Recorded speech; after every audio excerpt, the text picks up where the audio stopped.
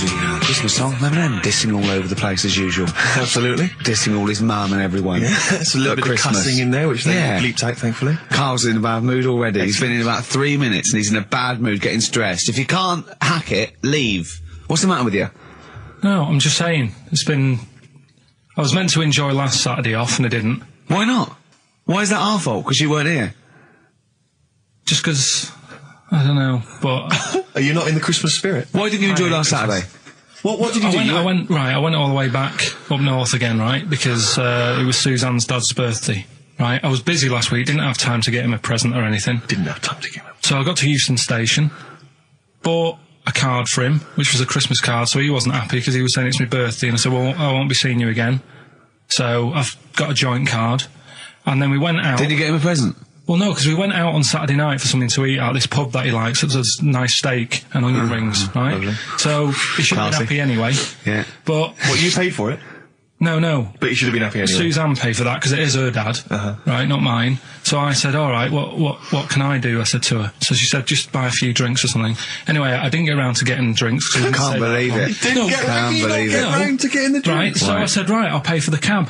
Right. Oh, what a lovely Christmas gift that is. Yeah, £2.50. I paid, no, it was like in £3 there, £3 back. So £6 you spent on him? Well, no, I spent more. See, that's what he said. He said, get the Bolton back, can't you, for that? He said, oh, you spent on me £6 for my birthday. I said, no, I haven't, because I gave the taxi driver a tip. I'm a little bit worried about his attitude as well. Because even if, I mean, that is a stingy present, but you don't say... Well, I mean, let's be honest, that's the worst Christmas gift ever, because, I mean, you're pretty bad, like we discussed in the past, but at least you spend a bit of money. Yeah. It's just thoughtless. Yeah. This is nothing.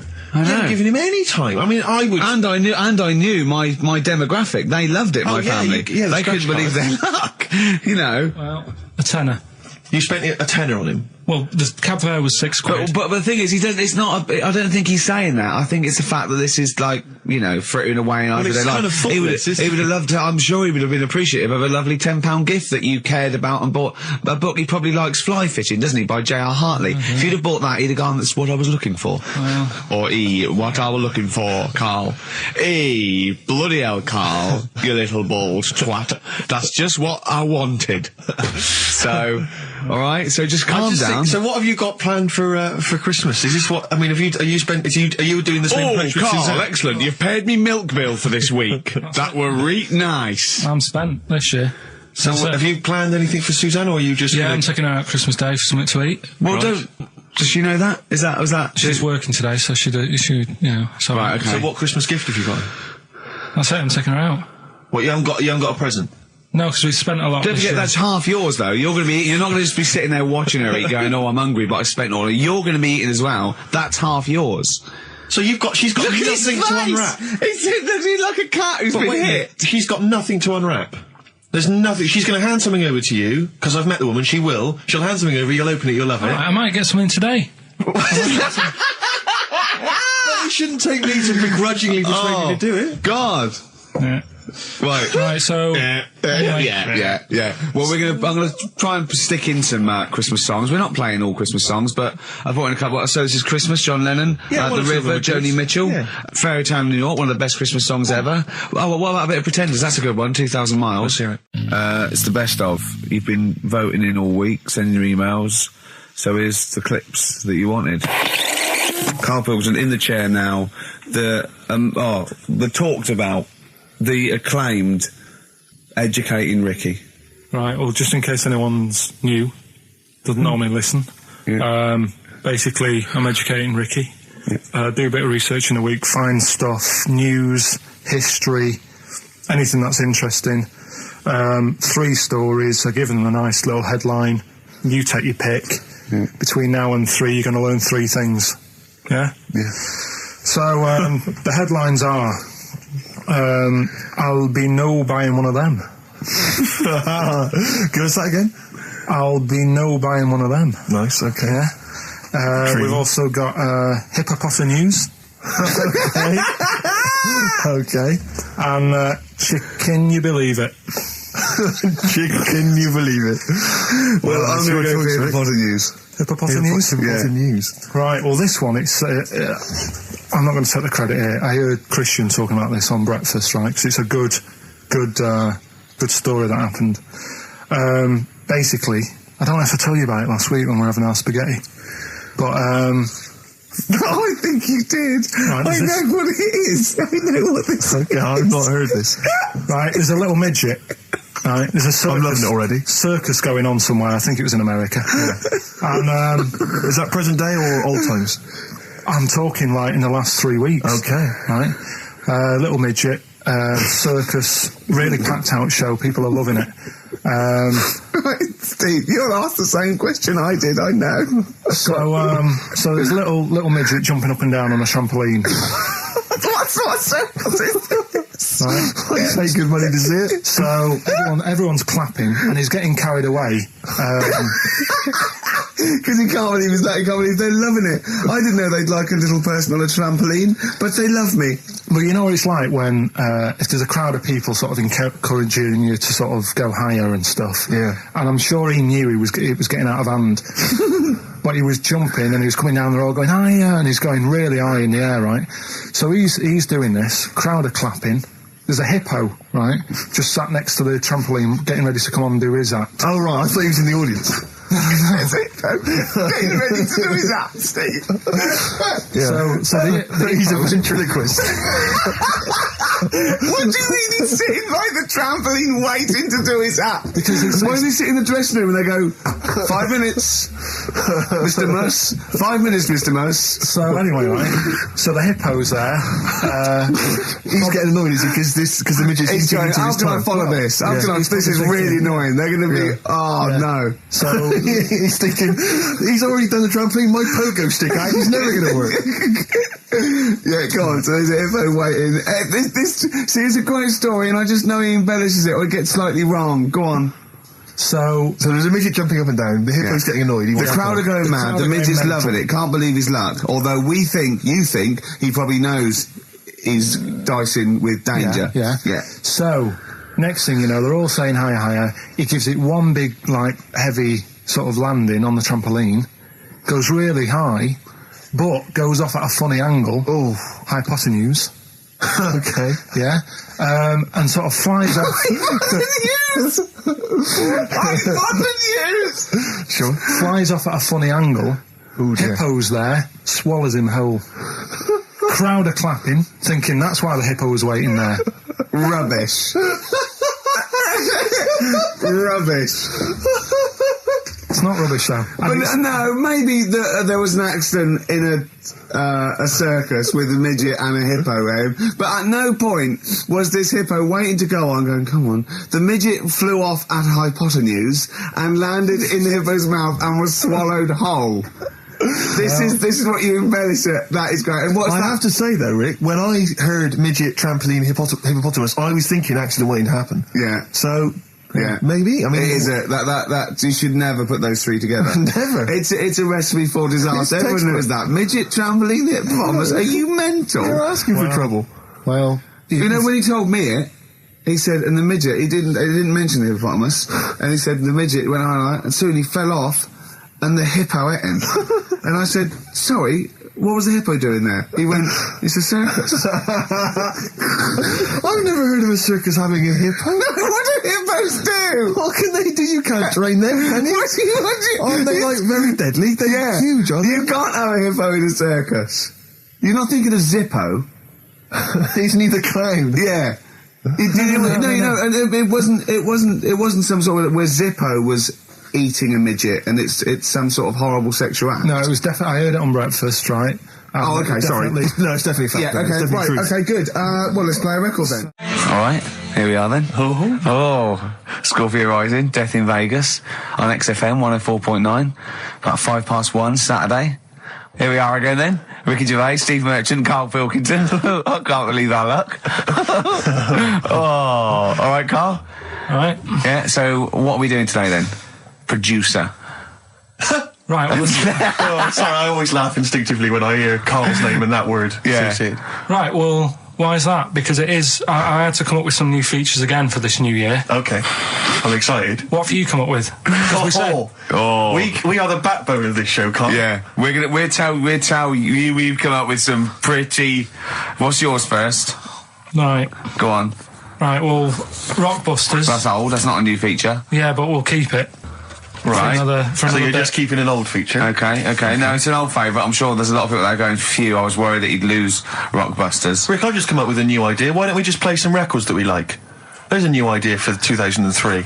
Yeah. Oh, do you know what we can't, Steve? Because the library's out of order. Oh yeah, the record label, we can't get in there. We're not allowed to get in there. We had to scrounge something from Capital Gold. So anyway, right. Go on. So we got Rockbusters. What are they doing with the library? Are they getting some records in that we want to play? Is that their new idea? I know. Let's get some records in. Yeah, they they're want to thinning play. out the Gina G. Yeah. 4 non-blondes. Goodbye. Give that to Foxy. Go on. Sorry, Carl. We'll do.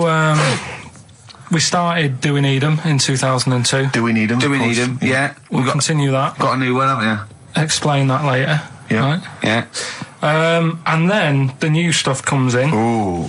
Right. As always, I like to sort of get words and tweak them and stuff. Sure. Yeah.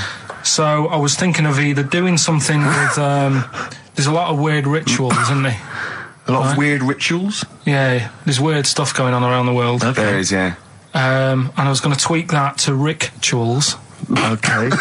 Right. Again, starting with the title, the pun first, then working out what it is. Well, I found some weird stuff. Oh right, so it's specifically Just stuff what? that goes on, like Rituals. there was Most of the weird stuff I've heard about happened to you in Manchester in your early years. well, in India, apparently it's good to have a flat head. So the Again, just flirting, just bordering on the racist, but never really gets there. Always. Well, because there's no intent. There's no hate. There's no hate. It's just clumsy. Exactly. it's just stupidity. Yeah. exactly. Go on. What do you mean? What do you mean? It's good to have a flat What head. do you mean? It's good to have a flat head in India? we'll talk about it later. Brilliant. That's rituals. So You've hooked loving a that few already. people. You've hooked a few in. Go on. All right, so we'll have that later. So it's hold on. essentially like Educating Ricky, only is specifically about rituals. Is that strictly speaking what it is?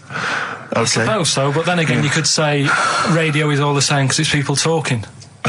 Okay, Carl, brilliant. Brilliant comeback. Yeah, So- brilliant comeback. Not all talking nonsense though. Well, So that's where we're different. Go on. also, right, I like teaching you stuff. Yeah. And you've done well. So what I'm thinking is, rather than just touching on a topic, sort of giving you a few bits of information on one See, topic. this is what I'd like to do, because the last thing you taught me, I remember, was there was a blind girl, she hit her head and she could see, and that's all I got. Yeah. So if you could go into that a little bit more, that would have been educating me. Well, today we're featuring stuff on World War 1 and 2, right? Oh, So that's that little title for all this little thing is, what do you think of that then?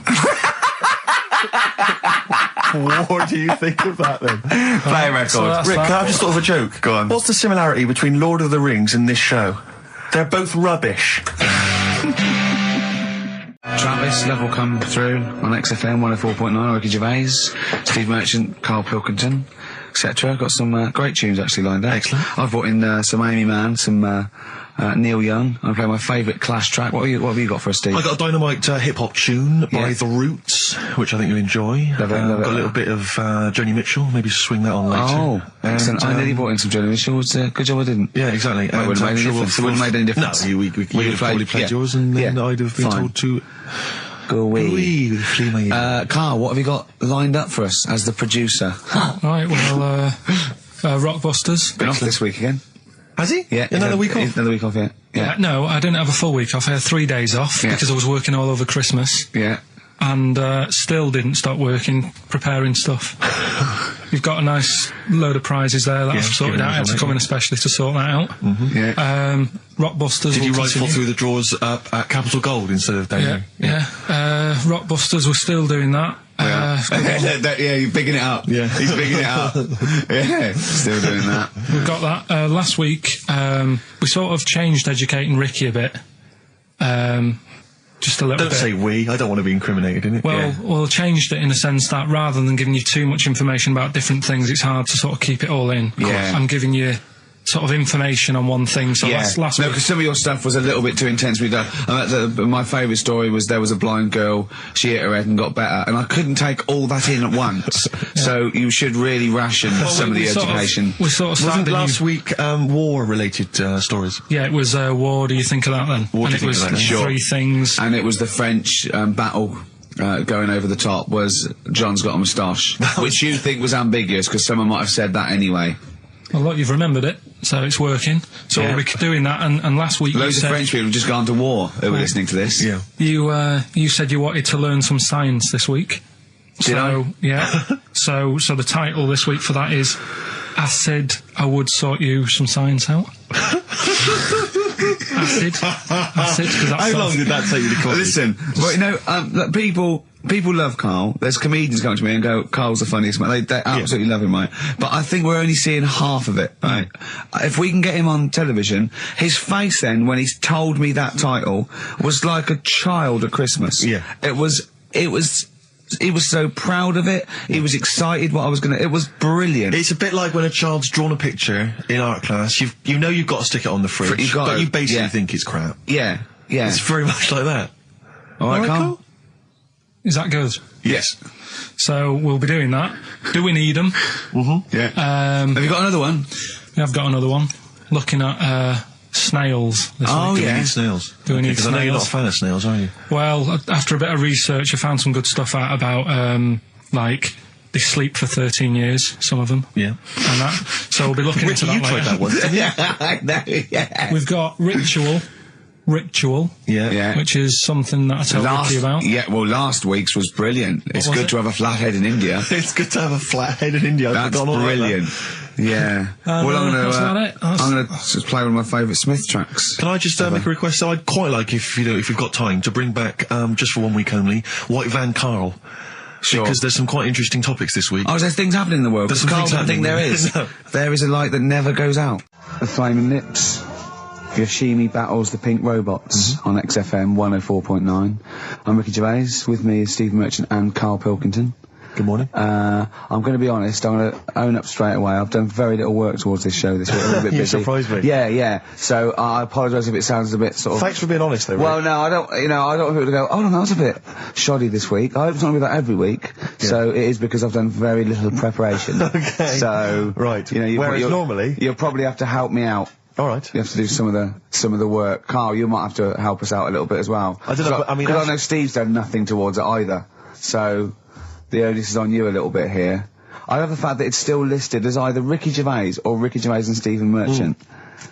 And essentially, we don't need to be here, really. No, but I know now people listen for Karl. Everyone I've spoken to, for people on buses, to comedians like Ross Noble mentioned you the other day, and that they go. People on buses. I've never been on a bus. You haven't for been years. on a bus No. for like 12 years, Yeah. have you? People on buses. I don't know why I find that so funny. I just know the idea of you being on a bus. The idea of you handing over your fare. They're shouting out from the window. Right. They're going, "I love Karl." Right. Yeah. I'm walking along. How much is it on the bus? 20 pence. No, come on, seriously, how much is it? One adult for Terminus, please. I love the fact, they do that thing where, like, if they're interviewing What is it? Paul 50, Newman or 60 someone p? famous... No, it's quid, isn't it? It's a quid. They always say, how much is a pint of milk? And that's supposed to prove if you're sort of still in touch with your roots or whether you're too big a celebrity. Yeah. You've got no idea how much it costs on the bus. Quid? have you? It's not a quid. 120. No, it's not 120. Pint of milk, about 50p. 30p. Oh, brilliant. Wow. Because, it's fascinating because you gave this stuff, you gave this stuff up before you became a celebrity, didn't you? You were always... Lazy. Because people always say to me, like, Ricky seems a bit obnoxious. Who says that? No, they say, No. Who comes up to you and just says that? The guy on the tube did it. I swear to God, it came up. He said, I was watching an interview with Ricky. He said, he's not a nice piece of work. I went, he said, no, I've got friends like that.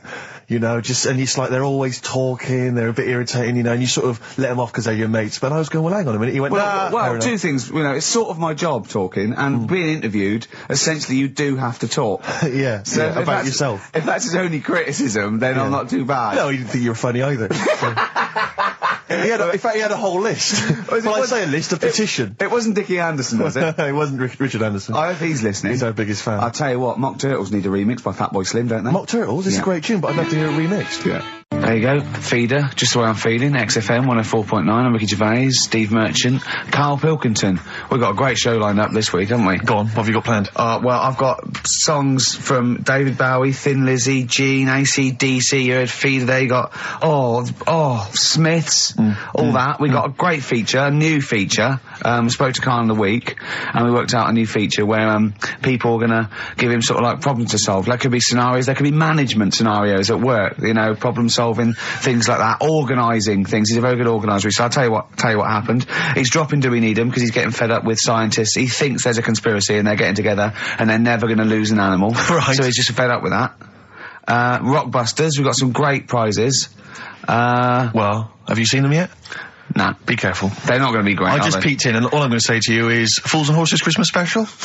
Not the little one with the little car. With the little car, yeah. Brilliant. That is excellent. Karl, what have you got to say for yourself? Hold on, it was a rollover, wasn't it? Because you really mucked up Rockbusters last time.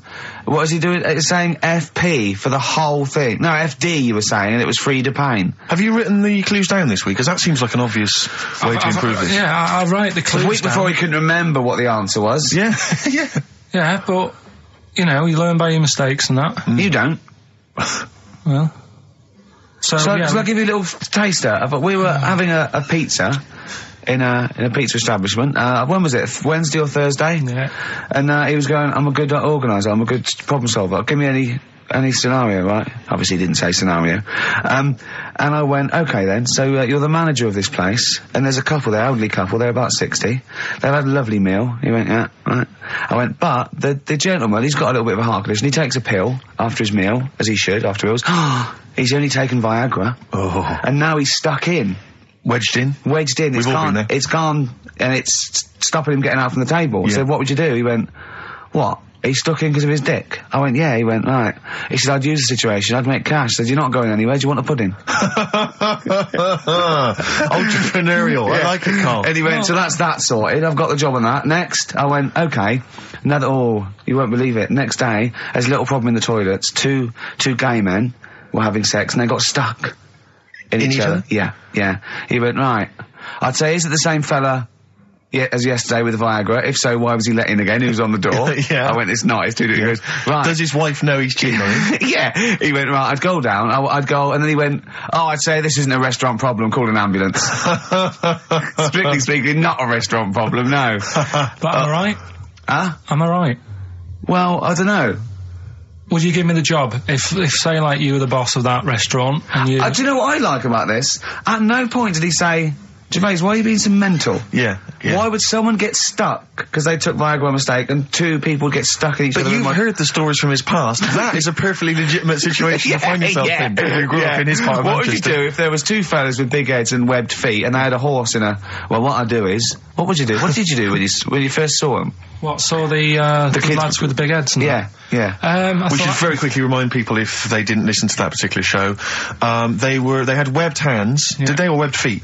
Well, they had webbed hands. Right. And big and heads. enormous heads. But it wasn't related. But they weren't related I know, to each they were other. completely No, separate but I'm people. saying that the webbed hands isn't due to the fact they've got a big head. No, sure. It's two different things. We're just unlucky. Yeah. No, hold on. If they weren't related and they both had webbed hands and big heads, I'm saying there was a condition that was related that had those two.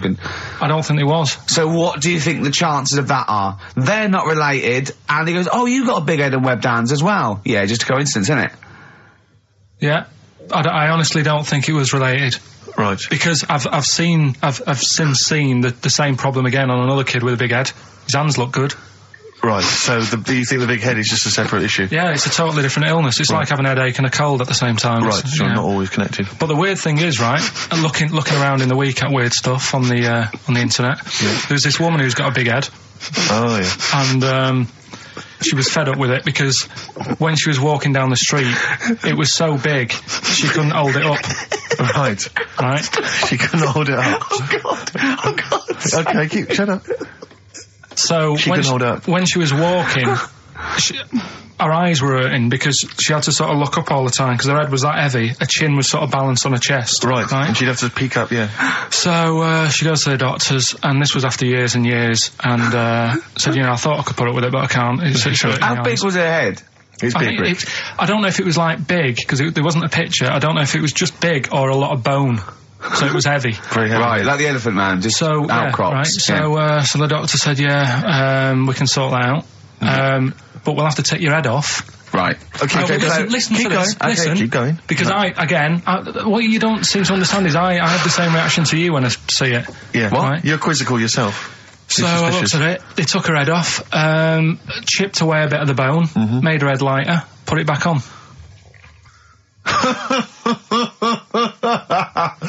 Right, play the Smiths. They took a woman's head off. Yeah, this is ours by the Smiths. And if you'd like to ask Carl something, details coming up soon. Proudly drawn boy. Born again on XFM 104.9. Here we are then. Ricky Gervais, with me, Steve Merchant, and Karl Pilkington. Raring to go. He's a bit grumpy, Carl. Woken up at 8 Because he's o'clock. from the north. Yeah, because he's in London. Yeah. And London's rubbish, right, isn't it? Oh. Working you can't even get a Band-Aid in London, can you? Or grouting. In Manchester, I could walk to the next shop and definitely get some Flash, or maybe some Vim. You can't get it down here. You gotta go to a trendy bistro, haven't you? Carl, why are you grumpy? I told you before, I'm just a little bit tired today. Because he had to get up, but the builders next door woke him up. No. He's always going about his hours. Those builders probably got up at 6. Yeah, but to I get can there at understand builders who get up early because they're building outside and they've got to get the job done before it gets dark. But he's working in someone's lounge. If it gets dark, put the light on. It's not a problem. So why is he starting work at like 7 o'clock in the morning? Well, because the builders get paid by the day, and if you get a builder there and go, I'll just do 11 till 3, he's not going to go, I'll tell you what, love, just give me 40 quid. I didn't do a whole day. It's a day's work, isn't it? So you want to get the most out of them, don't you? Plus, he probably wants to finish early so he can have a good night out. Yeah, it's a Saturday night, you know what I mean? He wants to... Yeah, he wants to get at least 15 pints in. And he was cheery, I bet he was whistling and, dancing around and tapping, so I don't know how you can be annoyed at that. Why don't you get earplugs? I don't like the idea of earplugs. Why? Because I live in a flat, so it's not as if I'm looking after my house, right? I know. Already, I've lost you. No. That wasn't even a whole sentence, and I don't know what you're talking about. No, but what I mean is, if you live in a house, right? You know that you've turned the lights off downstairs. You know you haven't got a frying pan on, right? Right. So, Okay, not really. Keep him going. But I live in a flat, and I don't know what the other people are like. There might be some daft people in there who God, don't, imagine that. right? Who don't turn stuff off. Now, if I have earplugs and the fire alarm's going off, I'm not going to hear it. I'm going to have a good sleep, but who knows what could happen? So I don't like earplugs. It's not safe. Okay. If you live in a block of flats. But I think you'll find, because I've used them, I think you'll find that a fire alarm will cut through I the wear them earplugs. sometimes if it's noisy or I want to go to bed early or something, and I hear my alarm clock, and it goes beep, beep, beep, beep, beep, beep. It's All right, that then. loud. Okay, well- and a fire alarm is deafening. All right. So we've talked in the past about snails who sleep for 13 years. No, you have. That's never been confirmed. In fact, the expert hadn't heard of it. Well, they do. Okay. I read it on different sites. Okay. So how much does it take to wake them up? Got you. What do you mean? Well, they sleep for 13 years. Yeah, but it's probably. But I don't know what you mean by sleep. It's not the same sort of pattern that we have in a mollusk, is it? There's different. What is sleep? It's when you're sort of shut down, and But they can estivate. They can actually literally no, but shut they didn't down. say that. They said they sleep for 13 years. And I mean, have you ever had like more than 10 hours sleep? Yeah. Feel really groggy. Well, no, I feel good after 10 hours sleep. I feel rough. I just was thinking what a snail would be like. Be like, oh. Be even slower than normal. Be even slower than you. Play a record. Well, anyway. Email in if you know what on earth Carl's talking about. Ever. Chilly weather, why not put on a cardigan? That was the Cardigans. And for what it's worth, a lovely tune there. Oh, that's a joy. We should definitely talk like that more. XFM 104.9, Ricky Gervais, Steve Merchant, Karl Pilkington, alright? All right. Yeah? Well, we got a jam-packed show today. We got so many we got more features than Carl's got on his face. which is about the same as Morph. Yeah. Very few. It's just really a head, isn't it? A little. That's where I've seen him before. More. On Take Heart. Yeah. We've got Rockbusters. That's Have we? still No, going no strong. more feelings on that. No, Fair but enough. he's said he's going to buck his ideas up. We've got chimpanzee that. Carl finds an amusing monkey or ape related story. We've got Carl in a film again. Right, excellent. Yeah, we've had a lot of great response from that, Carl, on the internet. It was my favourite thing we've done. People raving about that. So can we say what the film is this week? Excuse my French, we've got some bloody great music. Oh, pardonnez-moi. Wow, I don't know. I don't speak French. I would translate. Well, I'll just give you a taste. We got Oasis, Cardigans, you just heard there. We got Lloyd Carl. We got a bit of Pretenders coming up. Eminem, Feeder, Coldplay, all the greats. Can I play you some TJ's Fan Club later? Yeah. What should we have now? Oasis. Go on, Yeah. Brilliant. White Stripes, Dead Leaves and the Dirty Ground on XFM 104.9. I'm Ricky Gervais. With me, Steve Merchant, Karl Pilkington. We have got a great show lined up for you. Absolutely. Today it's just, Valentine's weekend, some love songs, Ooh. we've got some chat, and of course the competitions. I'll tell you what, I was walking here today, and the West End is crammed. There's helicopters, there's police, there's about 1 million people sort of just milling around, standing around with placards and stuff. I don't know what they're doing, but they've got too much time around. They need a war. You don't read the newspapers, do you? Boring. Ooh, those boys can rock there. That's the Guns with all their roses. And Sweet Child of Mine. On XFM 104.9. I enjoyed that. Yeah. That was good. It rocks. I hope the audience was playing it loud like us. Yeah. Ricky Gervais, Steve Merchant, Karl Pilkington. Well, look at him yawning. How rude is that? Carl, what's wrong with you, man? Have you been up late? A little bit. Girlfriend was away, wasn't she, yesterday? Yeah, I always have a problem with that. I always have, because you don't go to bed, do you, early? Do you know what I mean? You sort of think, I just always find that thing that if, you know, you're used to living with someone, Yeah. one of you will go, let's go to bed, then you'll go, alright. But when you're on your own, you go, You just forget to go to bed. I just stay up. Okay, stop eating now, Carl. You've ate all the food. That's just a plate. All right. Okay. Yeah. No, I stayed up and watched, there was a thing on about Dracula. Right. What, Dracula? And I found a flaw in it. Go on. Not the fact that he's the living dead and No. and drinks blood to stay alive and he doesn't reflect. And he can in turn into a mirrors. bat. Well, And you can go on. the mirror thing, he can't look in mirrors, can he? Well, he can look in mirrors, but he can't see himself in a mirror. Yeah. That still doesn't work. Go Okay, on. go on. It doesn't work at all, Carl. It doesn't work. Go anyway. on. Well, Centre parting's always really neat. His centre parting's always how does he do it if he can't look in the mirror? Blood on the floor or something it was called. Rubbish. I love the flaw in the Dracula film is that his centre parting's too neat. How does he do it without a mirror? Oh. Was it a documentary about Dracula? No, Yeah, there was the real it's Dracula. The real Dracula. Bit. Yeah, the real Dracula, the It's true just a story. film. It had blood on the floor or something. It's called. Yeah. It's rubbish. From 1970. Yeah. Right, but you know- say that and watch that. You know there aren't Yeah, really sure. vampires in that sense. Yeah. Yeah, but it still annoys you that his centre parting was too neat. Well, if you're going to do it, do you know what I mean? I'd like to see him with a fringe sort of pushed forward and maybe a hood up, alright? Come to suck your blood and that, alright? Yeah, just bits of tissue paper all over his face where he's cut himself shaving. Oh, can't see. Bloody mirrors annoying me, alright? I'd love to see that. A little mank Drac. That'd be great, wouldn't it? Well, that might be a film that we do in our movie. Mancula. Just getting onto that. Mancula. Count Mancula. Alright? You got any rave music? Got any Oasis like that? That'd be brilliant. He came from Manchester. Please welcome Mancula. Alright? That'd be great, wouldn't it? His hair's a mess. Well, I can't see it in the mirror, can I? Well, we've got a show lined up for you. Sad news for Rockbusters fans. It is going to be the last Rockbusters. Does that mean that we are doing another one and it's the last one? Or We are we've doing scrapped another it all one, together? and it's the last one. Oh, man. Got a bit of a special one, Steve. Have you? Yeah. It's just sort of done Boy, it on, makes sense. No, it's, First time only. no, it's done on accents because I'm running out of like clues and that to use. Oh, is this as good as the Jamaican one? The trout spinners. The trout spinners. That doesn't work at all. A bit like that. Okay, so go on, what's the gist of this one? Well, it's just I've been the sound effects bit that didn't really work out. So there's 3 sort of cryptic clues. Yeah. And Sort of cryptic, yeah. it's done on accents, and I've sort of worked down the country. So I've got a northern one, I've got a Brummie one, and I've got a Cockney one. All right, Excellent. we'll look forward to we're that. doing We've that got later. quite a lot of competitions, haven't we? Because we've also got your film competition. He's appearing in The Shining this week, Steve. Excellent, okay. We've also got, chimpanzee that. More monkey news from around the world. Monkey news. Stay tuned for that. But there's one that I thought we could phase in as we phased out Rockbusters. It's an old favourite. Carl, it was before your time. XF Family Fortunes. XF Family Fortunes, it's brilliant. Get a It couple owes of people nothing online. to TV show Family Fortunes. No, it's XF Family Fortunes. You can't get him on that. So we'll be playing that a little bit later as well with two lucky people, and we'll be giving away some great prizes, I imagine, Excellent. Steve. Yeah. Go through those a little bit later. Yeah.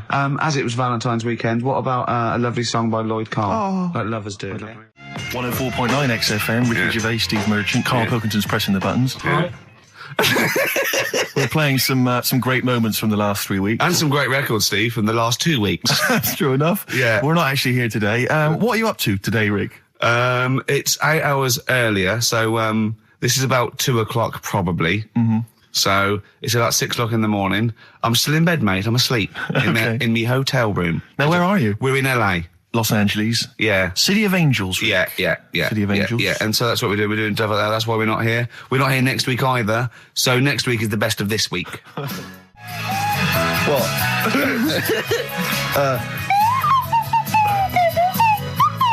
Someone's left one of those little things in here. It's brilliant, isn't It's it? amazing. What are they called, those things? I imagine just there. I was thinking of being in the front row at a Morrissey concert and going, can I just play along?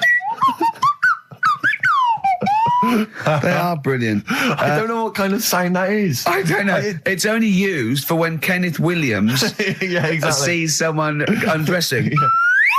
Yeah. That's the only time that is used, that noise. Exactly. That is But brilliant. it's like it was specially created for the Carry On films. Yeah, we need, I don't know what it is, but we need something when I walk in and see someone changing. Well, what about this?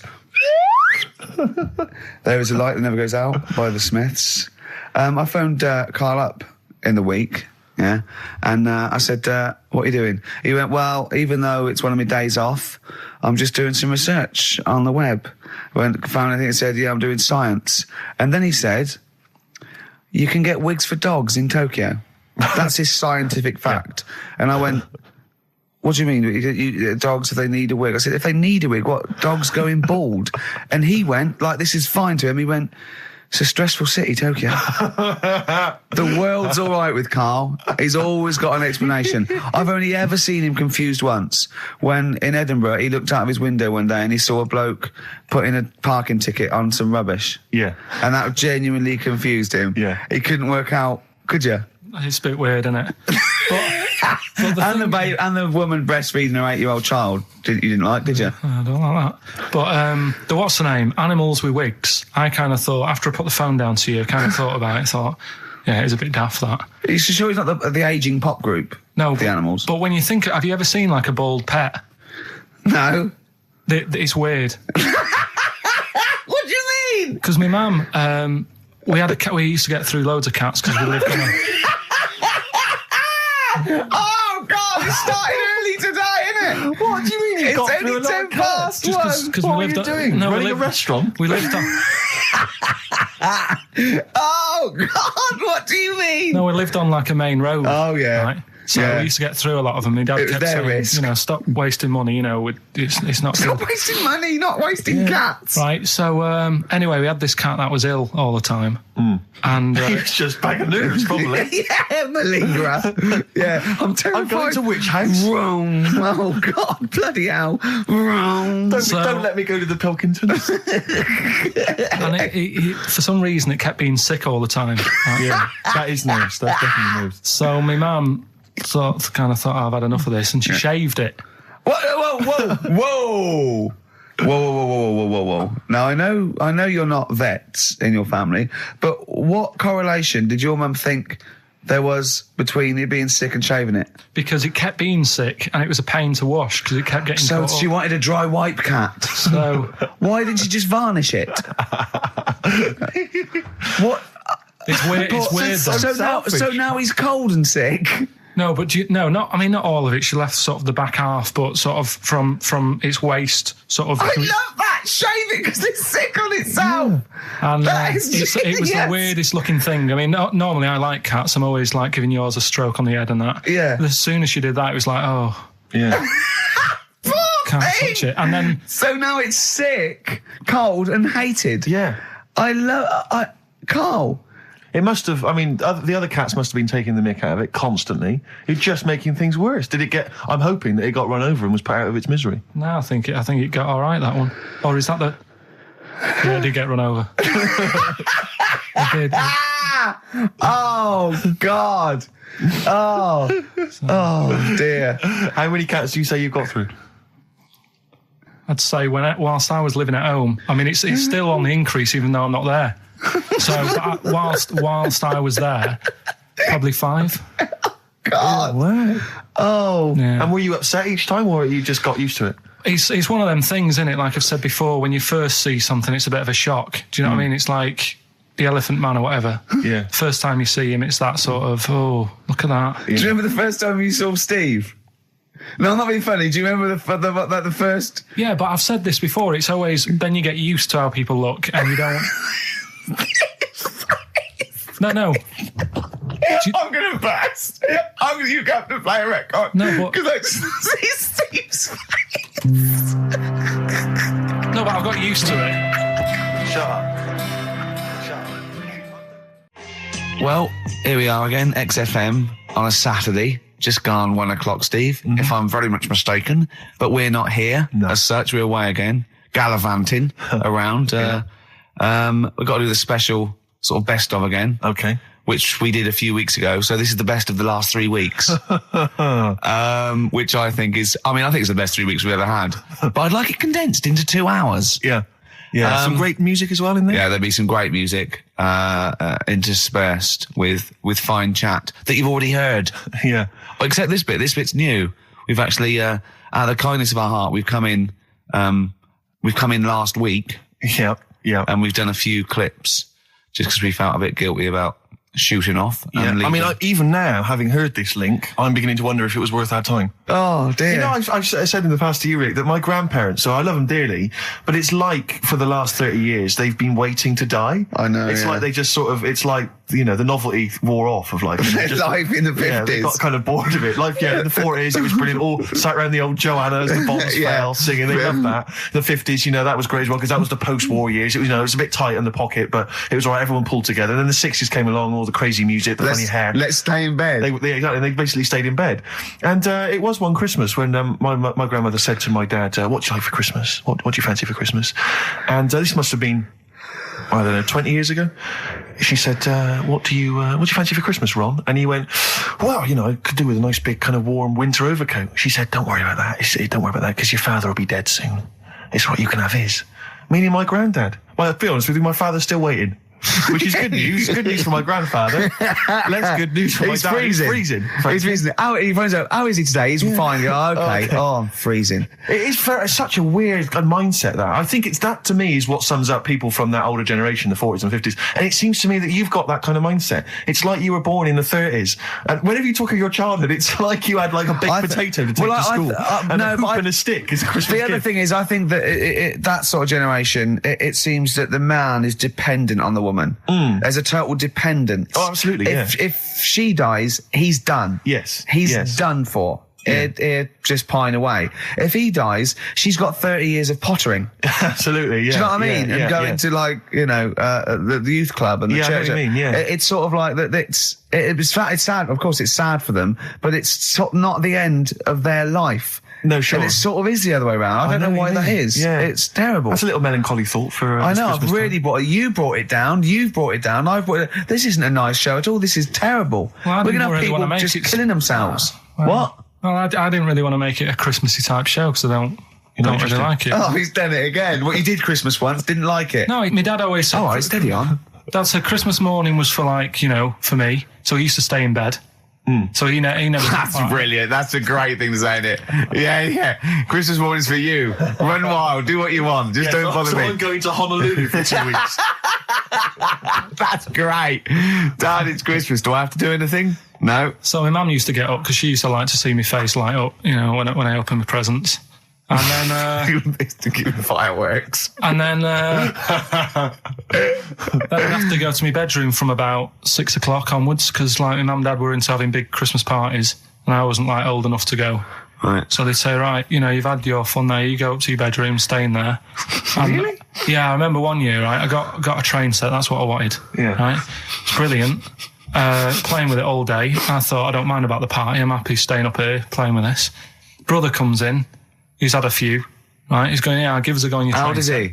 he? He's a bit older than me, so he might have been like, let's see. Well, let him be must have 18. been about 18, 19, And how old something were like you? that. I had a train set, so I don't know, about 14. something like that. Yeah. Right, so I'm playing on that, loving it and stuff. And then he comes in and goes, oh, give us a go. He turns the transformer up to like 14. He went really fast for about 5 seconds, broke it, and then he went back downstairs. Wow. So Christmas, I hadn't even got to Sounds Christmas like Day. the Conservative government with British Rail. Satire, that is. Satire, Rick, I just thought that there's satire. It's If there's any saying- satirical if there's- shows listening or it doesn't work. It magazines, doesn't work in any way because there's the analogy falls down. No. Apart from there being a train. think it through though. British Rail was trains. Yeah. And the government broke the trains in many. Well, they didn't break them, like not officially breaking them, but they kind of. It does work. It's perfect. Oh, I'm pretty pleased with that. And I can't. And no one's asked him to be on. Have I got this for you? It's weird, isn't it? 'Cause it's strange that when Yeah. you've got a satirical mind that's as quick as that. Yeah. All And right. he's broke your little train set. So what did you do? I just like watched telly and had some sausages. I bet you were happy with that, though, weren't you? Oh, it's a bit annoying though, isn't it, when your main present of the year's been broke. And did then, it ever get it fixed? No, that was it. Put away. I'm intrigued why your parents wouldn't let you come and join in the festive fun. Was it like really debauched down there? Was it like eggnog everywhere? And Well, no, but I mean, that's fair enough. 6 is a little bit early, but I just think, you know, if you're a kid, you know, he had his fun, put him to bed at 8, maybe. And do he you think won't. so on Christmas Day? I thought that was a day for family. Well, not if there's a party going on. And Well, then don't have the party on the Christmas Day. is Well, my point. that's another option. Yeah. Your parents are weird, aren't they? A strange breed. Well, I think that was the year, right? You're talking about buying presents and stuff. I think I did treat my mum to. I didn't buy my dad anything. I think that was like when I got a bit older, he used to get me dad something because he wasn't that bothered anyway. No. So, got me mum. There was a cheap shop, right? Of course. Thank God for that. Called Snips. Right? So I went in there and I thought, let's see what I can get her. And remember Victoria Plum? I don't think so. Well, it's like a fairy character. Right. Right. I mean, mum's into gnomes and stuff. Right. So I thought, right. She must be pleased with you then. Victoria Plum. I was thinking, is that one of the neighbours? Is it like a brandy Do you liqueur? remember Victoria Plum? Victoria Plum. Victoria Plum, yeah, it's like a little fictional sort of character, right? Okay. So I saw it, I thought, yeah, she'll love that, right?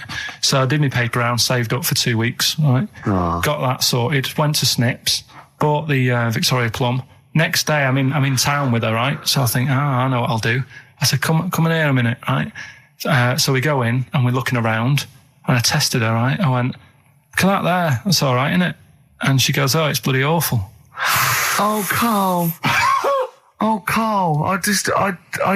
Oh, God. So then Christmas Day comes. I said, don't bother opening it. She said, no, why? I said, Oh, "Don't." no. Why did you still give it to her? So, well, it was too late. I'd already bought it. Oh, Carl. So she opened it and I was like, and she said, oh, that's nice. I said, why are you saying that? I said, the other day, she said, it's bloody awful. She said, oh, no, I thought you were pointing at something else. Oh, no. So that's why I don't get anyone anything anymore. Oh, God. Play record. Oh, God. Oh. Beautiful day. You too. To kick off the show, Steve. Absolutely. The Ricky Gervais Show with Steve Merchant. Hello there. And Claire Sturgis. Hello, Indeed. boys. Carl's ill. Well, he's not here. I mean, I never believe people when they're ill. I think they're always malingering. I never take any days off work. I just think you can drag yourself in unless it's life-threatening or... To be fair, Rick, can I just stop you there? It's not so much that you take days off as you'll just suddenly decide around lunchtime that you've overeaten and you need to go and lie down. But I'm my own with boss. a cold compress. Yeah, and but a I'm my Swedish own... masseuse. I'm my own boss. Yeah. So it's In not a so much you take days room. off. It's not so much you take days off as you never actually do a full day's work. Yeah, You actually exactly. prevent that straight away. I never take that hour and a half off a day. Exactly. XFM 104.9. So what's the story, Claire? Do you know anything about Carl? Do you know what his illness is? I think he's got this this sort of cold virus that's going around. He phoned me yesterday. He did sound poorly in his defence. A little Poorly. bit croaky. Well, I'll tell you what. He coughed a bit. I'm not being funny. He better be in hospital. To miss this show. To miss Definitely. this show. Flagship show of the week on XFM. Do you know, you are right, because, and you've been away, haven't you? You know, Been away he's 2 missed you. weeks. We had the best off again. But let's put out the best of. Yeah. Let's put out the best of the last 2 weeks, Yeah. shall we? Yeah. I mean, we're going to try and get him on the phone. We're going to phone him, and I want him to really explain himself because, you know, I think he's malingering, to be honest. Well, he So- phoned me in the week and he said, Steve, don't forget, there's a documentary on Friday night about Oliver the humanzi, the human monkey. He said to me, it's gonna be brilliant. And it wasn't. And it wasn't brilliant. It was- I especially stayed in and watched it. I taped it and watched it afterwards, and I've never seen so much hype and desperation. They kept showing the same clip of this chimpanzee that walked upright like a lot of chimps can. Exactly, right? yeah. It lost its hair, so it was half human, because all humans are bald. Yeah. So that's the half human bit. It didn't have hair. I'm sorry, humans do have hair on their heads. Yes. The other thing was this desperation to go, could it be half chimp? No. It's a chimp that superficially looks less like a chimp than other chimps. So Lee Evans looks a bit like a chimp. Is he half chimp, half human? Yeah. No, he's a human who looks a bit like a chimp. That's libelous. Yeah. That's a bit insulting, Evans isn't could it? have you Should we there. just play some music Yeah, now? I'm really sorry about that. I'll get back to you on that. TikTok, that's Coldplay and Clocks on XFM 104.9. with Actually, Gervais, can I tell you a Coldplay coming in a couple of weeks' time to co-host Zoe Ball's show? Right, 1, don't ever interrupt me. 2, don't tell them about other people's shows. No. Okay, moving on, thank Please you. do not mention that there are any other television celebrities on this channel, on this station. We don't want to convince people it's only Ricky. But the interruption was the main thing. Sorry. Well, we can't get hold of Carl, right? We looked, it's got his old number out there. His home number? Yeah, it's a hold on. So, we went to the new records. He hasn't even given him this new home number. So something's funny going on. He doesn't want to be contacted. He hasn't given me his home number. I've tracked down a friend who's looking at it for us. That phone might ring any moment. I apologise for that. But why is Carl not available? It's interesting that neither you or I, and I like to think of ourselves as being fairly close friends of Carl. Yeah. We have made him the man he is today. We cannot get in touch with him. In We the cannot same way, contact him. same way that bloke bought Oliver. Sure. I think that Carl is now ours. Yeah, Yeah. exactly. Well, exactly. I think very much that's true, yeah. Yeah. Carl is very much like a humanzi. If in we many look, ways. we're going to lose contact with him and find him 5 years in a circus in Manchester. Exactly, they're doing experiments on him. Yeah, they go, We can't figure him out. Yeah. Well, there's something wrong with He his looks like chromosome. a human, He acts like because usually humans stand upright. Yeah. And Carl likes to walk on all fours whenever he can. Yeah. He's not interested in other human women, he's only interested in apes. Yeah. It doesn't make sense. Oh my God. And he's bald. He is bold.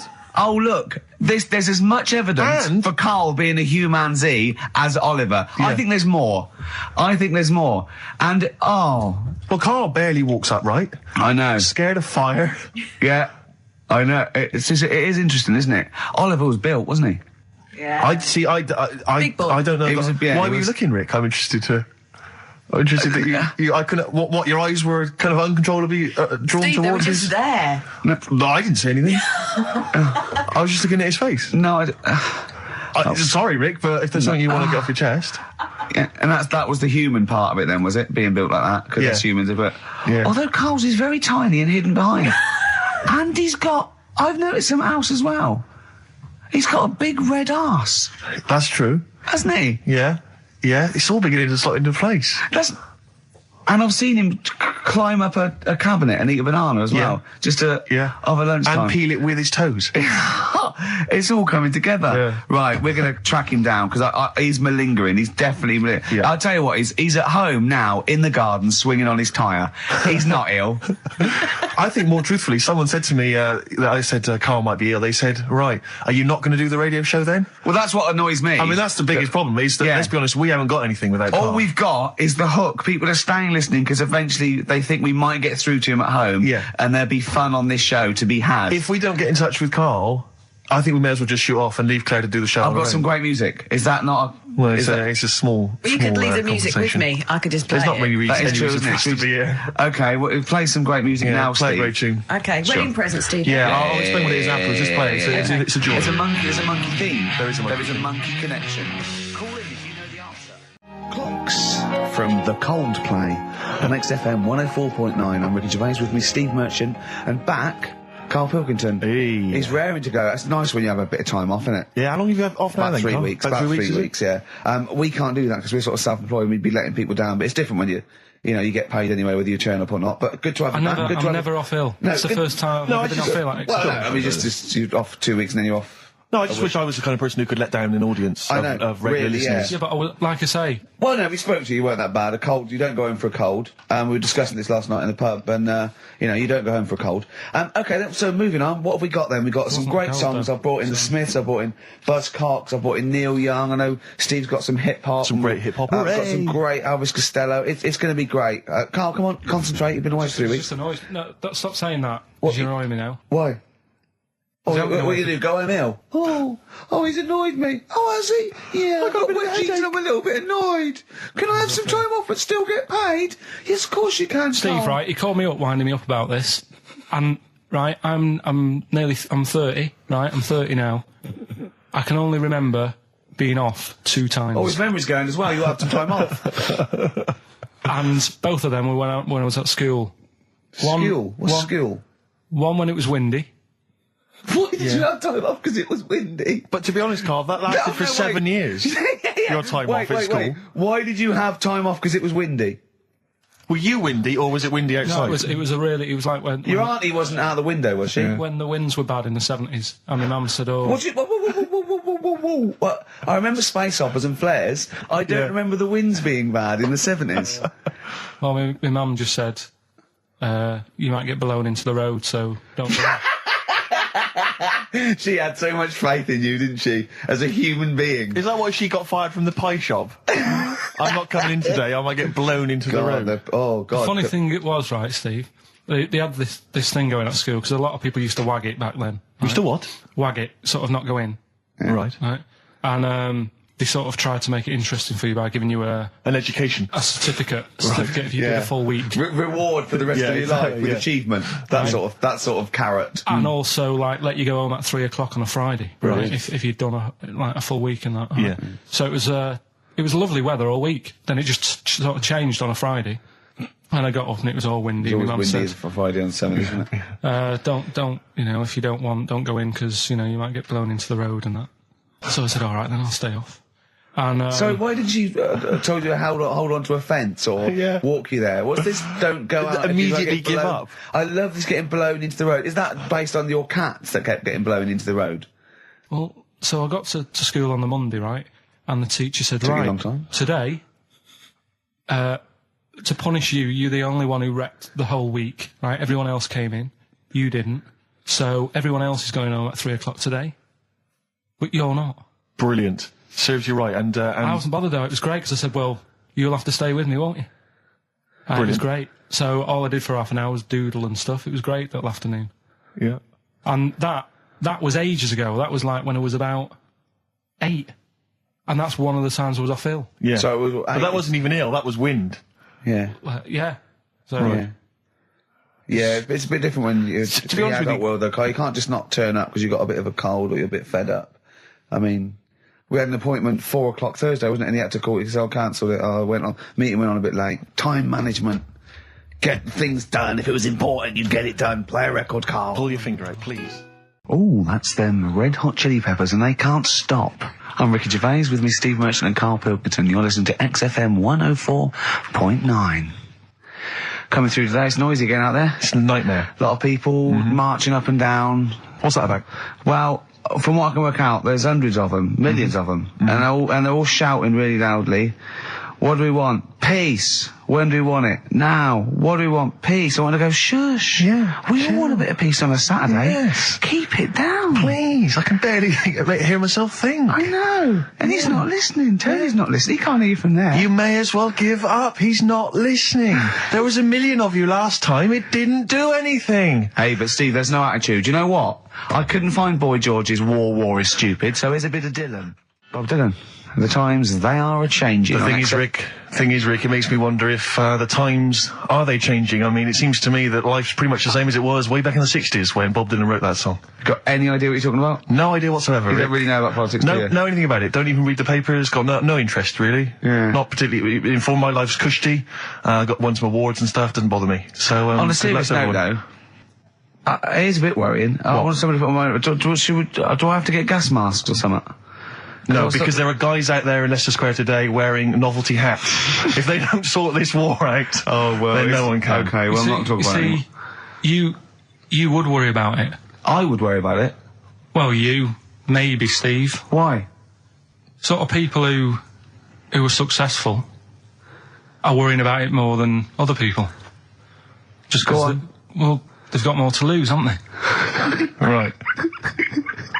No, do you know what I mean? You see, like, Bruce Willis on the telly saying, oh, it's not good, is it?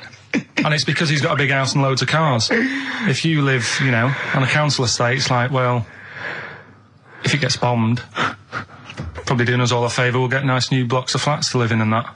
It happened with Manchester, with the bomb that happened, and they bombed the Arndale Centre. Did us a favour. Got a nice new Marks and Spencers and that. So hold on, this puts a whole new twist to the argument when people say bombing the world's poorest countries is wrong. Because I remember when the Afghan problem was on, people were saying bombing the world's poorest country is wrong, but it's like home improvement, according to you, then. Yeah. Because they've got a brand new B&Q, have they, over there? They're popping down there every Sunday. Anyway, let's not go on about it, because... Well, think what you're saying. Yeah, I know. My family was killed, but look, a carpet warehouse. Yeah. Do you know, I think, you know, people don't want to hear about this today from us. They want to hear, you know, the new features, the songs of phrase. What song's a phrase? It's the feature we started last week, where we take clips of songs, we make up a phrase from the show. I mean, a famous phrase, last week's world famous phrase was, there's this airy Chinese kid, you'll remember. Yes. Well, it was called Crosswords last week, but Phil emailed in a good suggestion and said call it Songs of Phrase. Brilliant. Songs of phrase. Songs of phrase, but perfect. So are we still going with Cheapest Chimps? We're persevering with that, aren't we? Got some Cheapest Chimps lined up. We'll be doing that before 3 o'clock. Yeah. Great. Again, who else can say that? So good. So for the next 2 hours, everyone should just bury their head in the sand, ignore the world's problems, and enjoy features such as Cheapest Chimps and songs of phrase. And a bit of Shearing Braves. Oh, class. The SIBO, the bitter end on XFM 104.9. I'm Ricky Gervais. With me is both Stephen Merchant and Karl, the K-Man, Pilkington. Oh. So you've already got that. That's safe. It's only 4 minutes past. You've had placebo and you've got us three. So You're definitely going home with that. yeah, whatever that's happens. safe. That's on its way to the hospice. Exactly. You've banked that. Yeah. Now, do you want to gamble all that to go on and listen for another 2 hours? Well, you could walk away now and you're up. Yeah, you're up. You're right. already up. Right, that's brilliant. You have not wasted any time. Do you want to gamble that against another 2 hours? It might be shoddy, it might go downhill, but it might get even better, Karl. What do you say they do? Listen for another 2 hours? Yeah. See, we shouldn't have done that. We shouldn't have asked Karl, because a lot of them now are already taking what they've got. And what they've got is great, Rick. What they've got is lovely. Yeah. They're loving that. They're going to enjoy that. We have got monkey news. We've got Cheapest Chimps. That's not the same thing. How many A lot of radio people stations do. have got two ape-related simian features? Rick, can I point out now, a lot of people are making that mistake. A lot of people are thinking that Monkey News is exactly the same as Cheapest Chimps. It's not. Let's keep that clear. It's not. It's in the same ballpark, but it's not the same. There are apes. They're involved. They're involved. Yeah. We've also got some great music. Yeah. We've got an amusing sketch about a fly. Oh, he's looking forward to that. Oh, and Mystique dropping in. Let's hope the Mystique ladies are coming in. Singing their music I for us. want to kick off with a song that is, you know, you've got like half a dozen posing songs that when you're sort of like between 40 and 18, they were the ones you'd put on to get ready to go out or just pose around or be that pop star or think you're on stage or whatever or in the video. Yeah. And embarrassingly, I dug this out and I remembered I used to post this like a mother when I was about 14, right? It's his Street Life by Roxy Music. You used to do... Mine was Oops Upside Your Head. Yeah. It was just me on the floor in my bedroom. One day there'll be other people in this imaginary boat. yeah. Elbows going everywhere, knocking over vases. Yeah. But then I remember later, it was Black Lace's Superman, which is something similar. Do you remember that? That was brilliant. Wow. Spray, ski, da-ding, da-ding. If you've out there in Radioland got any funny jokes, then call in. Email them in, because we need some. Oh. Hickory dickory dock, some lads there just wrote a song called Clocks. The lads are Coldplay. And the song is? Clocks. I'm Ricky Gervais, with me Steve Merchant, Karl Pilkington, pressing the little buttons there. XFM 104.9. What's that little Well, I think I do more than press the buttons. Right, see, this is it, right? Karl has had a little strop on since last night, okay? And He's had a little strop on? Yeah. You said strop on. I just wanted to clarify. And I don't know why. He says that I'm an annoying person. He says that I wound him up, right? Which I don't know. He says that you're winding up because you're sort of like negative about everything. Negative? Yeah. And, but what I think it is because we pointed out that his lateness is unacceptable. Yeah. He said, meet you at 6. He turned up at 20 past. He said, well, someone stopped me in the corridor. I don't care. I've got stuff to do. We had stuff to do. I think we're a bit busier than you, Carl. You've got one job. We've got loads of jobs. I keep telling you that. You've got one job in a little room, a 9 to 5 there, that you don't even get done in 9 to 5. That's why you're late and mucking around all the time. There's loads of work to do. Yeah, one job. No, cool. It's not. It's one job with a lot of other jobs in it. It's like those little Russian dolls you get. Right? Well, it's not, is it? Go. Yeah, it is. Yeah. Everyone thinks, oh, he only sits in his studio messing about, making songs a phrase. That's what I do in my free time. Which we've got coming up later. Super slick. I still think 20 minutes late is an outrage, though. Yeah, 20 minutes late is... Yeah, but I didn't say bang on 6. I said around 6. No, you didn't. You said 6, which means 6. Well, it doesn't. Wait, sorry, it doesn't? If it was a newsreader, I'd say, yeah, you've got to be on time. Do you know what I mean? If it was a 6 o'clock news, I wouldn't want to be late. But it's the fact that I said to you, I'm busy, I've got stuff to do. No, you didn't say that. You said 6 o'clock to sort out tomorrow's show. I didn't. I know what I said. So yeah, well, you don't, because I remember you sent me a text. You didn't even, it wasn't even a phone call. You didn't even have the politeness to call. Stephen has stitched him up by being a little bit more precise than him. It was a text and it said, see you around 6 tomorrow, question mark? Around. You just said it. Well, around yeah, but 6. That doesn't count. That doesn't mean anything. Well, yeah, no, he does. What? So, all right, you told me he said 6. Well, he did. I'm paraphrasing. 6 o'clock, Rick. To me, even if it was around 6 o'clock, that would be 5 to 6 or 5 past 6. It would not be 20 minutes after the event, because that is late. Well, you've got nothing. You see, you haven't even got an excuse. Yeah, but then I turned up, right, and I said, right, well, let's not argue about this. Let's come up with some good new features, because we've been in Cheap as Chimps. That's gone today. Good news. He never liked Cheap as Chimps, Carl, did he? Right, he never liked it. Do you know what? Do you know who's took it further? Donald McIntyre. What? He's doing a programme, Cheap as Chimps. No, he's not doing a channel. Well, we'll see. Again, I'll prove you right. Again, He's not doing a programme, Cheap as Chimps, is he? He's not. What do you mean? He's doing. I saw a trail on Channel 5, and it was saying, you know, is it 5 or is it about 20 past 5? He's doing this. He's done that. You know, now see him on Channel 5 because he's moved to Channel 5. Right. He's saying first big problem, chimps. You know, they're deer and that. And no, they're not deer. He's getting confused. No, 50 odd grand for a chimp, and it's saying, you know, he'll look into how much you can get gorilla for. What are in the name of God are you talking about? We'll talk about that later. But I don't know. I'm just saying that's another idea. And then so go on. You got off. This is why you never get stuff done, and you're late. You got off the point. You were talking about arriving late. Yeah, I know, but I'm just saying to you now. I turned up late, so I said, right, well, let's not argue. Yeah. I said, let's do some stuff. Yeah. You weren't having any of it. I think at one point you were trying to be sick on my leg. I do remember that. Yeah. Why? Just for fun? Yeah. All right. That's when I started getting annoyed. He was very annoyed last night. No, yeah, okay. Yeah, I can see where that could be annoying, but you just got to think, hey, look, so what? It's, you know. Well. I think you rub each other up the wrong way. Yeah. That's the problem. Well, no more Cheap as Chimps today. Right. Nothing to replace it because we didn't have a chat. Songs of phrase, we're doing that. You can win some stuff. Yeah, we've got the film that we haven't done for the last 2 weeks. The final film, we won't be doing that. Let him down. There's 2 weeks. So you're 2 weeks late on that. Can I just ask, guys, is there going to be some great music? Yeah. Well, what about something from the Only Ones? Yeah. The classic, Another Planet. Brilliant. Placebo, The Bitter End. That's the first single to be lifted from their forthcoming album, Sleeping with Ghosts, which you can hear in full on the XFM online listening posts. I'm Ricky, you cheeky little devil, Gervais. With me, Steve. All right, ladies, what can I get you to drink? What, you think I'm made of money? I meant half a mile or something, merchant. And Carl, oh, I'm stressed. If it's too hard, I don't want to do it. Pilkington. Indeed. Oh, well, it's nice to be back, Rick. Rick, I heard a rumour that you weren't going to be playing great music today. I'm assuming that's wrong. It is wrong. This is what I mean about the grapevine and just Chinese whispers. I'm not having it. There's some great music coming up. Right. I also heard that there was going to be some boring chat. Sorry, it's that. Well, I want names. I mean, I don't want to name and names, addresses. Rick, but that's the gossip I heard. It's totally wrong. I heard it was going to be inane, ill thought out, often stupid. No, Carl's not going to talk so much this week. We're going to try and sort of bring it back to real radio. So that's an absolute lie. Yeah, great. Good. All right, Carl, had a good week. Yeah, not bad. Have you? Going on holiday now, aren't you? Well, I will be doing later. Tell you about that later on. What? There's a hook.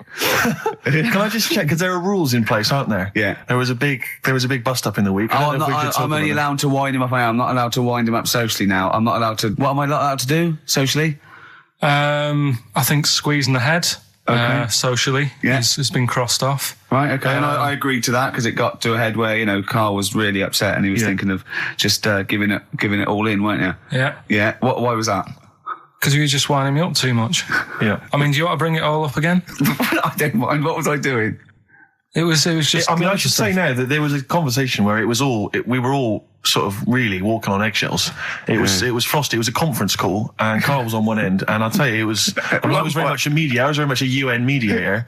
What do you think it was difficult to sort of keep it serious when I'm saying stuff like, "I'm sick of you putting a Burger King bag on my head." Do you know what I mean? Yeah. There's a part of me that's like, I can't believe we're doing this. What I like about it is that I'm laughing and going, well, I won't do that anymore. And he's going, you can still do it on air. And like today, I came in, I went to squeeze Zed, he went at 1 o'clock. I love those rules. Yeah. I love those rules. Well, between the hours of 1 and 3 on a Saturday, you can squeeze his head, you can put a Burger King bag on his... I can't wait. It's terrible. Oh, dear. That all started last week as well, really, because I got in a bit earlier to do an edit for you on some track that had swearing in it, right? Yeah. So I get in early, he comes in, first thing he does is go to sort of squeeze me head. And my reaction was, not now, do it later. As if it's all right to do it later. Yeah. So that's kind of what made me think this isn't normal. We should just point out, when we say squeezing your head, what exactly does that mean? I put my hand on the front. I do 2 experiments, right? Yeah. One is the side, because you can crush an egg sideways, so I think that's more dangerous. Right. And I actually put my elbows out, and I press like a vice, and I really go for it until it really hurts. And the front one it shouldn't hurt so much, if my experiment's right. I don't know. Well, it was all this that sort of, built up. Sure. And the research that you're doing there, Rick, is that going to be available online at some point? Well, that was the problem. That's what I was saying to him, because it kind of started last week. Well, it's been going on since we've known you. Yeah, yeah, but I just upped it last week. It got out of hand a bit. I upped it to when I think it got to ahead on Thursday when I filmed it. That was it, yeah. That's right, yeah. I brought in a cameraman to film me torturing him. And there was some people from the 6th floor being shown round. Yeah, some management and that, showing probably clients round. You know, sort of, they've probably been on all the different floors, same what all the different radio stations do. Fox. This is XFM, the sort of this sort of noise going on. Yeah. You see them all look down and saying, don't do that, right? Sure. They might want to spend a load of money. Yeah. Right? Yeah. And he's doing that, he's wrestling with me, he's filming it. So that's when I just thought, It's mad, isn't it?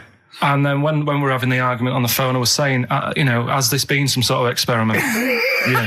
He did. He said that, and of course I lost it. Yeah, but it's all good now. Do you want to squeeze his head before we play the next? I won't at the moment because we've got to get on. It's not right, and that annoyed me as well because I was trying to find out where he was going. I was filming him. I was going on waiting for Carl. Told Johnny he's meeting a mate at 6, which annoys me on 2 counts. And I'm just doing it to the camera, So I'm gonna follow him and just turn up and go. All right, where you been? But then when I came in, he went, "I'm meeting a mate," and he told me where it was. So I told him that spoils my fun. Of course.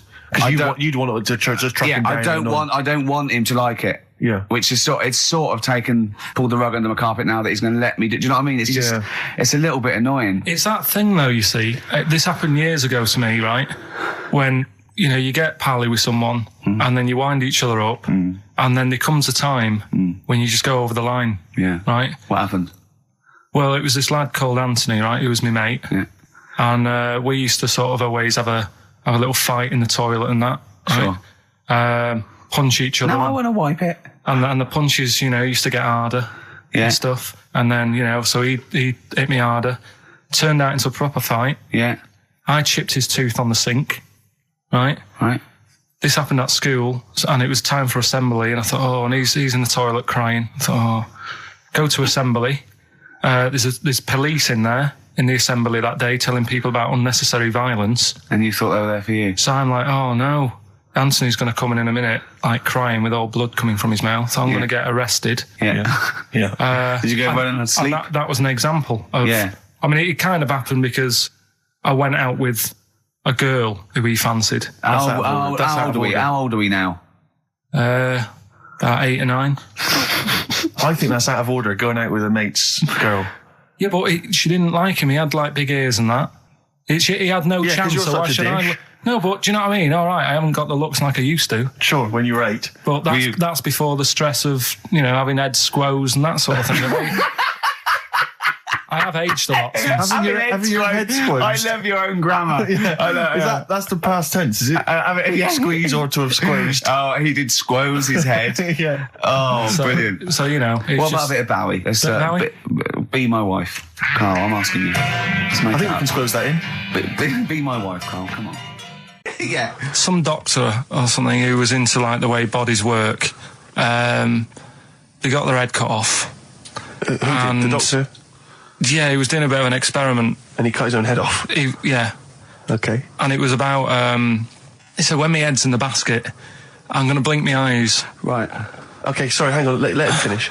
And, so the doctor has chopped his own head off, and he's told everyone, I'm going to blink my eyes. He's in the basket, and he goes like, right, I'm going to blink my eyes about, as many times as I can.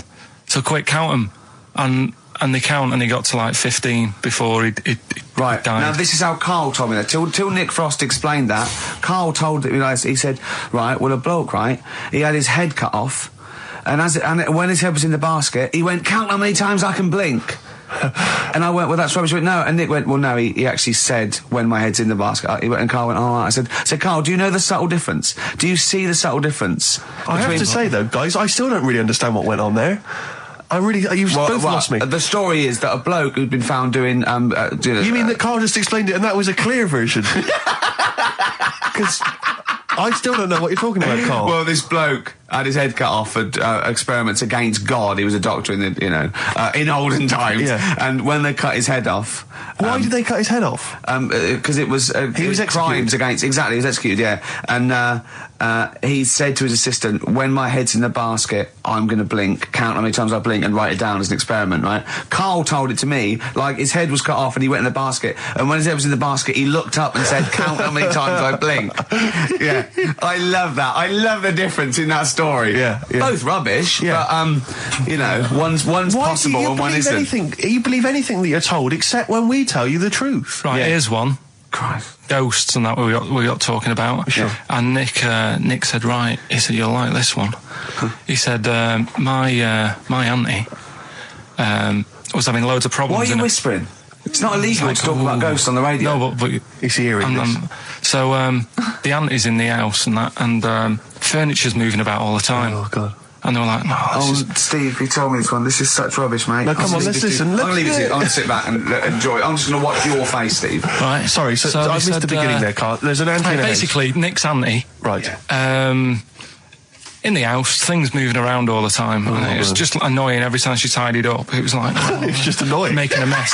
It was one part annoying to 2 parts scary. Yeah. So stuff was moving around all the time, and they said, right, we need an housekeeper. Rather than having the house a mess, until we sort this out. I've got the vicar coming round. Stop moving stuff around. Oh, yeah, go on. They said that shouldn't be in the pants drawer. Let's put all the furniture in one room, right? So just have one room that's a mess, and have all the others empty. Because I love the poltergeist can't really... It can move wardrobes around, but it can't open a door to put it in another room. Yeah. Poltergeist going, I'm just making this room messy. I wish someone would open the door so I could... Go on. Yeah, but...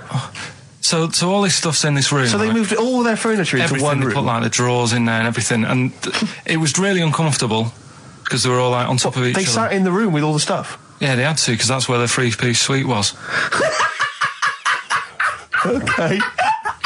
Oh, God. Right? All right. Oh, God. So they sat there, right, all crumpled up and that, but nothing can move because it's so tight. I think things were trying to move, but everything was so tight. They foxed that poltergeist. So anyway, one night they sat there, like, sort of a bit awkward watching the telly and that, and they hear some banging in the next room.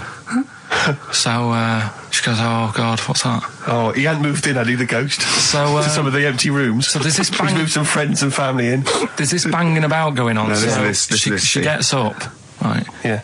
And what it is, they had the baby in the next room because there wasn't much room for the cot. Right, so they left the baby with the ghost. So they go into the room where the baby is, and the banging Yeah.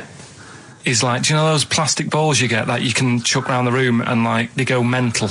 Right. The ones that you chuck once and they keep bouncing for ages. Yeah. That was bouncing around the room. Wow, what, the Hitting baby had thrown it? Hitting all the walls, and the baby was there, stood in the cot, sort of laughing. Right. And looking at the ball, and wherever it looked, the ball went. Yeah. And then she said, "Stop doing that."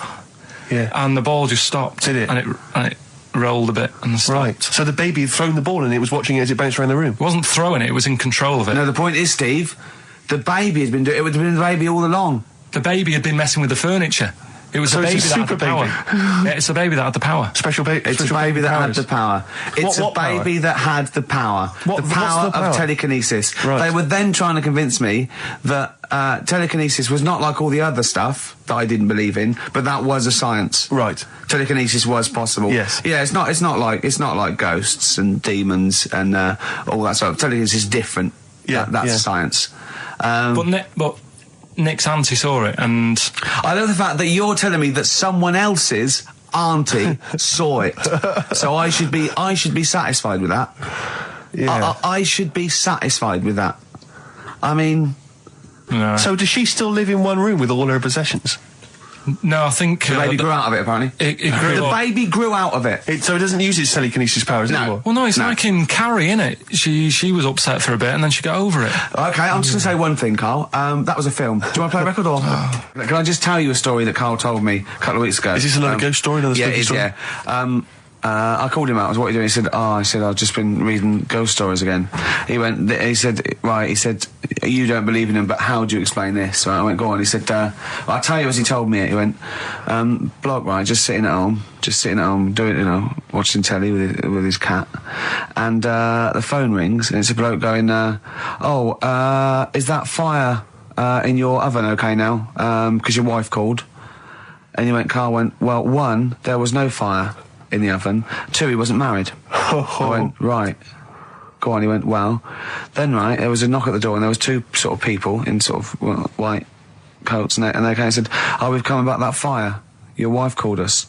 He went, 1, there isn't a fire in my oven, and 2, I'm not even married." Right? And he said, and they saw the cat, and they looked at the cat. It looks a bit weird at the cat came out, nothing.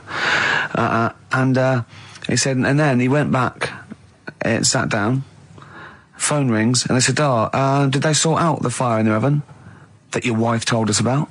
Oh. He went, 1, there is no fire in my oven. 2, I haven't got a wife. And Carl went, "What do you think of that?" I went, "That's not it."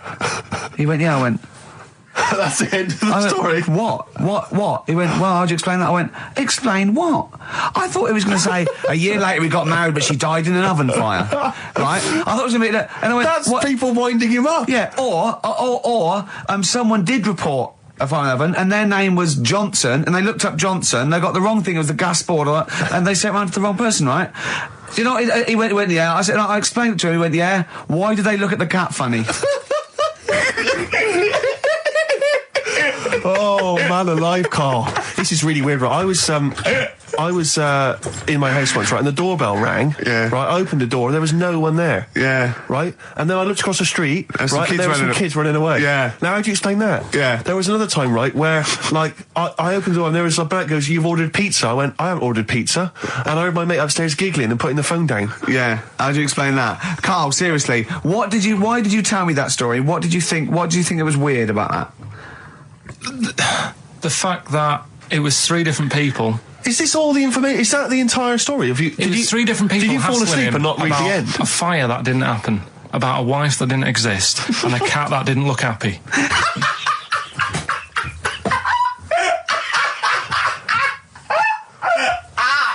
Oh, I'm gonna have a heart attack, Carl. What? I mean, why did they look at the cat funny? Because cats don't like spirits, do they? What? The other blokes were ghosts? Yeah. Yeah! Yeah, that's it. So these are kind of beetle about type ghosts. These are ghosts who walk the earth as the undead, just winding people up slightly. That's lovely. That is lovely. Seriously, and a cat Carl, that did not look happy. But seriously, why would ghosts wander around just like winding people up? Oh, Maybe something did happen there years ago. Some fire. Some woman might have died in a house of a fire or something. Yeah. And it's sort of all happened again. Bit of a- Yeah, it's certainly a mystery. if you don't it's a believe mystery. I mean, I can't. What's this book you were reading? You were reading a book, which is interesting enough. It was the for tea and Times. Oh, Carl. Yeah. Well, I Man don't alive. know what to say. Carl, let me ask you now. Carl, you will be a little bit unnerved about this. Have you seen the film Jurassic Park? Yeah. You know what happened there? Well, according to the Sun here, it says scientists are planning to clone mammoths for a theme park. Look at his face. Look at that. He looks like a dog caught in the headlights of a car. He's terrified. I love Carl. He sprung to attention Carl. there. Is that the best news you could have? Man moths.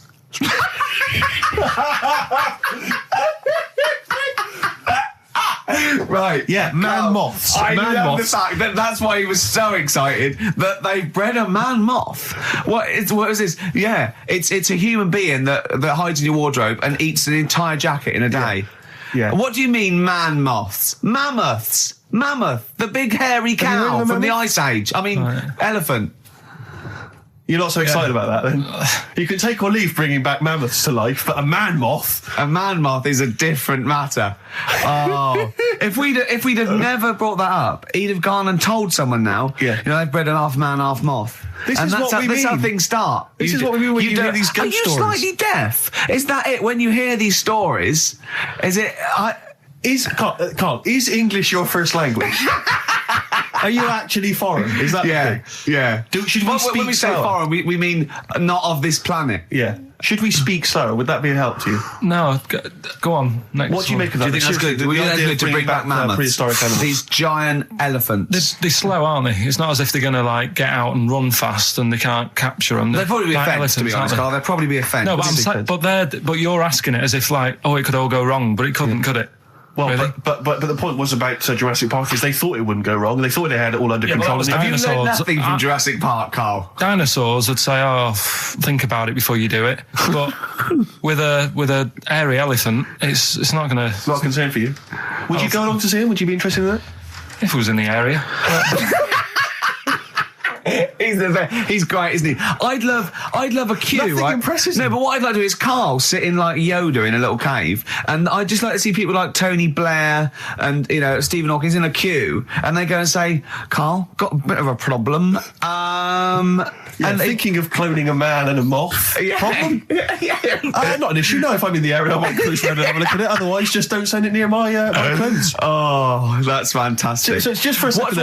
As the words "man moth" came into your head, how excited were you? I mean, were you both terrified and excited? For the moment when you thought that they'd cloned a man and a moth. I pictured What kind of face did he have? Did he have the moth's head or was it a man's head? just a little man head. Right. What was his face? What did it look like? He just was like a bit shocked. Perplexed. Yeah.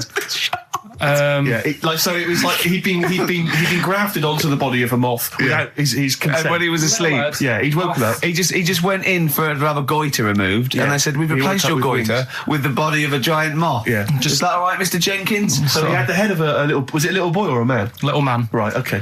and he's just bumping into a lamp. He's just running into the lamp.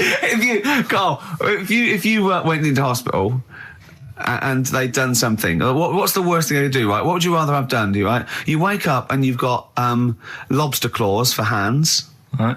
You wake up and you've got duck's feet. Or you wake up and you've got one horn coming out of your head. The worst thing, Yeah. probably the horn coming out of my head. Why? Get in the way. That'd be useful, wouldn't it, in fights and stuff? And for like parties, people would play Well, I suppose quoits. the lobster claws would also be quite handy there. Well, listen, I'm a big fan of that TV show. It's on digital TV. A lot of people won't have it, but Inside the Actors Studio with James Yeah, Lipton. yeah. And he interviews lots of big Hollywood stars, and he always asks them these same questions at the end. Can I just run a few of them past you? Go on. Okay. So, if you could do any other profession other than the one you do now, what profession would you do? Can you just change that to apart from a paper round? Apart from a paper round. Oh, If you do any other okay. profession, Carl. And it doesn't matter about, like... Doesn't matter if you've got the skills or anything, in an ideal world, if you had the ability. Well, I think I'm about to buy somewhere, so I reckon something, you know, using tools and, like, doing a bit of plumbing and that. So a plumber? Well, sort of an all-rounder. Right. A handyman. Well, yeah. I think... Yeah. You know, you don't get paid that much, but it's useful, isn't it? So, But you'd get your own show, couldn't you, with Carol Smiley eventually? well, all that, but the money that you don't make, you save by not having to pay someone else to do the chores. Do you know what I mean? Okay, I don't know what that sentence meant. Right. No. A plumber, how much is the average plumber on? The money you don't make, you save on not getting someone else to do it. No, just think of that. No, look, break that sentence down. Are there any... Sorry, Rick, but people who live in glass houses. Yeah. Anyway, let's just go back to Lipton quickly. We've got a couple to get through here. So, your favourite noise or sound? Favourite sound or noise? Oh, Is it me? no. It's not me. Hang on a minute. It's not me. Are you sure it's not me, Carl? I like Elvis. Noise. Elvis. In the ghetto. The sound of Elvis. Elvis in the ghetto. Brilliant. Okay. Yeah. And your least favourite noise or sound? I don't think it should really be records and music. Noises, things that you hear at home or whatever. Maybe like a sound of a... The least favourite noise? Least favourite. The sound of... Probably like... sound of ghosts? Fire engines and that. Right. That's annoying. Except if your house was on fire, presumably. I think it's a bit unnecessary. You think they're just doing it to wind people up? I live on like a busy street and it's happening all the time, and it is like... Just sort of have a blast of it and people will hear it. You don't have to keep it going. Yeah, Sure. So that is, pretty annoying. And if heaven exists, Carl, when you get to the pearly gates, what would you like God to say to you as he welcomes you into heaven? What would you like God to say to you? Who asks these? What show's this? It's a programme where celebrities are interviewed by a guy, an American interviewer, and he always asks these questions at the very end. What would I say to God? What would you say to God if you believed in heaven and if heaven exists, when you eventually go up to heaven and you're welcomed in through the gates In by your God, parka and your stussy t-shirt and your... what do you want God to say to you as he welcomes you in? Say, you all right? Don't know, just be friendly.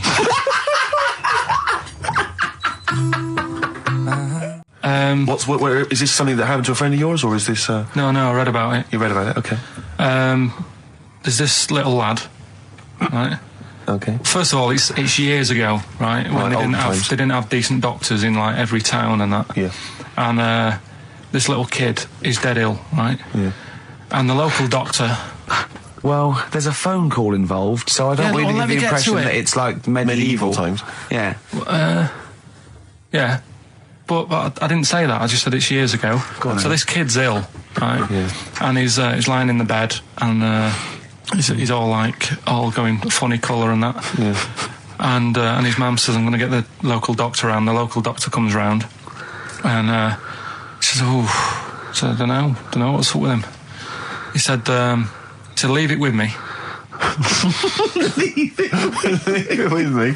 He said, the doctor said that. I'll have he said I'll phone up a top doctor who was in America or somewhere like that. And so he goes to the phone in his office and he calls America, and because it's years ago the phone line isn't that good, it's all crackly and that, right? So he's talking to the doctor and he's saying, "I've got this kid, he's a funny colour, and he's really weak and that. I don't know what's He's up not with him." giving him much to go on. Right? Sure. So the American doctor, right? Yeah. He goes, "Yeah, what you want to do?" And it's all breaking up, right? Yeah. He goes, "What you got to do? You got to it's all breaking up. You've got to give him some parrot's blood, right?" Some parrot's blood? Well, that's what he thought he said, but the line was really bad. Yeah. He meant parents' blood, but he heard that he said parrot's blood. He said, "Right, I'll do that. Leave it with me." I can see where this is going. He goes to a pet shop. Yeah. He says, "Give us like half a dozen parrots." Sure. Takes them round to the kid's house, takes the blood from the parrots, puts it into the kid. Kid's fine. The kid's fine. I've never It worked. such a load of shite in my life. I've never heard such twaddle, such just made up, enhanced, exaggerated bollock in my a life. load of old rubbish, Carl. I mean, when he told me this, the doctor said, what do I do? And the doctor on the other end said, give him some blood. And the doctor went, where do I get blood from? So hang on, wait, I just need to Where do I get blood clarify. from? Give him some parents' blood. Give him some parents' blood. Give him some parents' blood. Yeah. But hang on, I just need to know where you read this. Carl. Where was this? Where did I you read stitched this? you up. You know what he said? He said, so do you believe it? I went, tell it to Steve. He went, do you believe it? I went, tell it to Steve. Carl. Where did you read it? That was on the internet. Where About is illnesses. it on the internet? I'm always looking at stuff. I was looking at stuff this morning because of Yoragella last night. eating all that funny food and that, and also they all got a bit scared last night, didn't they, with a snake? I didn't see that. So is this I'm a Celebrity, Get Me Out of Here? Yeah, he got all worried about a snake getting on the sort of wandering about in between the sleeping bags and stuff. Yeah. And they were all scared, and it's so Leave easy. it with me. Sorry, the doctor says, leave it with me. Leave it with me. Well, they were all scared because there's a snake, and it's so easy to find stuff out. Before they, where are they? Where is this jungle? Australia, I Right. think. Before they went, give it half an hour on the internet. I found out with snakes, you don't need to worry, right? They're deaf. They haven't got any ears. Right. So as long as you're really quiet, Creep it'll around, yeah. probably leave you alone. Yep. And also, they don't have eyelids. Uh-huh. So they were suggesting if one's coming towards you, just like kick sand in its eyes. Because it can't blink, and it leaves it a bit like annoyed, and it wanders off. But they didn't do any research before they went. Yeah. And that's I think your knowledge would hold you in good stead. I don't think you need to know any more than you know.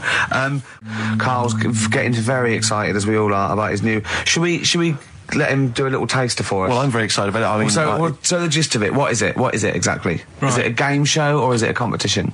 It's just, I just thought it's something that, you can play, and also people at home can take part in it. now, would they phone in about this, or they can just play at home while they're listening? They can just play at home. Okay. You mean we haven't got any prizes? No, there isn't. No, I think we could get him to phone in, maybe. Well, I don't know. Let's hear the game idea Yeah. first. Right, it's music related. Okay. Good. And what I do is I sort of tell a little story, Okay. and that story makes up a song title. All right. Well, it sounds ambitious. So, Is it a cryptic clue? could be. Say like this, right? Oh, dearie me. Oh, dearie me. Say like this. Right. This woman, right, she's pregnant. You know the answer to this one, so don't be saying anything. This Okay. is just aimed at Steve. Okay. Right. This woman has a baby. Yeah. She's pregnant, has a baby, and the doctor's there in the hospital, going, "Oh yeah, you've got a lovely little baby Oh, here. you told me that this is... Oh, this game Got a lovely show. little baby. It's just coming out now. You'll be able to see it in a minute, and it's like covered in gunk and stuff. Yeah. And he's going, "Yeah, it's nearly here. It's coming out. I see its little head and that." And he gets hold of it, and it's full of all this gunk, right? The baby's full of gunk. Yeah, like the Covered in gunk or full of gunk? covered in it. Right. And he goes, "Here you go. Get hold of your baby," and he drops it. Right. What song's that? There's so much irrelevance there, Steve. I can't tell you. It's not a cryptic clue. It's not a cryptic clue. Because only... I mean, the gist of it is relevant. That isn't the best one. That's just... Right. I mean, there is just... There's things there that you were dwelling on and thinking of puns. Don't. Just go for gut instinct. What was it? What was that? Right, How was- I just need to try and get the basics of this. There's a woman, she's pregnant, she has a baby. Yeah. The baby's covered in gunk. Yeah. Right. And because of the gunk, the doctor drops the baby. Yeah. And that's all I need to know. Yeah, that is all you need to know. Yeah. The pregnancy is largely irrelevant. Okay, what are the key elements? It's the birth and the doctor dropping it that are the irrelevant. The The relevant birth thing. and the dropping of the baby. I've absolutely no idea. I can't even begin to guess. Think about what's happened here. Oh, Carl, She's had a isn't- baby. The doctor's trying to deliver it. He's saying it's a nice little baby you've got here. This is all irrelevant. This is all irrelevant. Right, let me tell you this. So just to be fair to Steve, so he can get into your mind. Right, this is not a traditional cryptic clue, logical problem. This is Carl. What song am I thinking of? Right, that is Underworld, Born Slippy.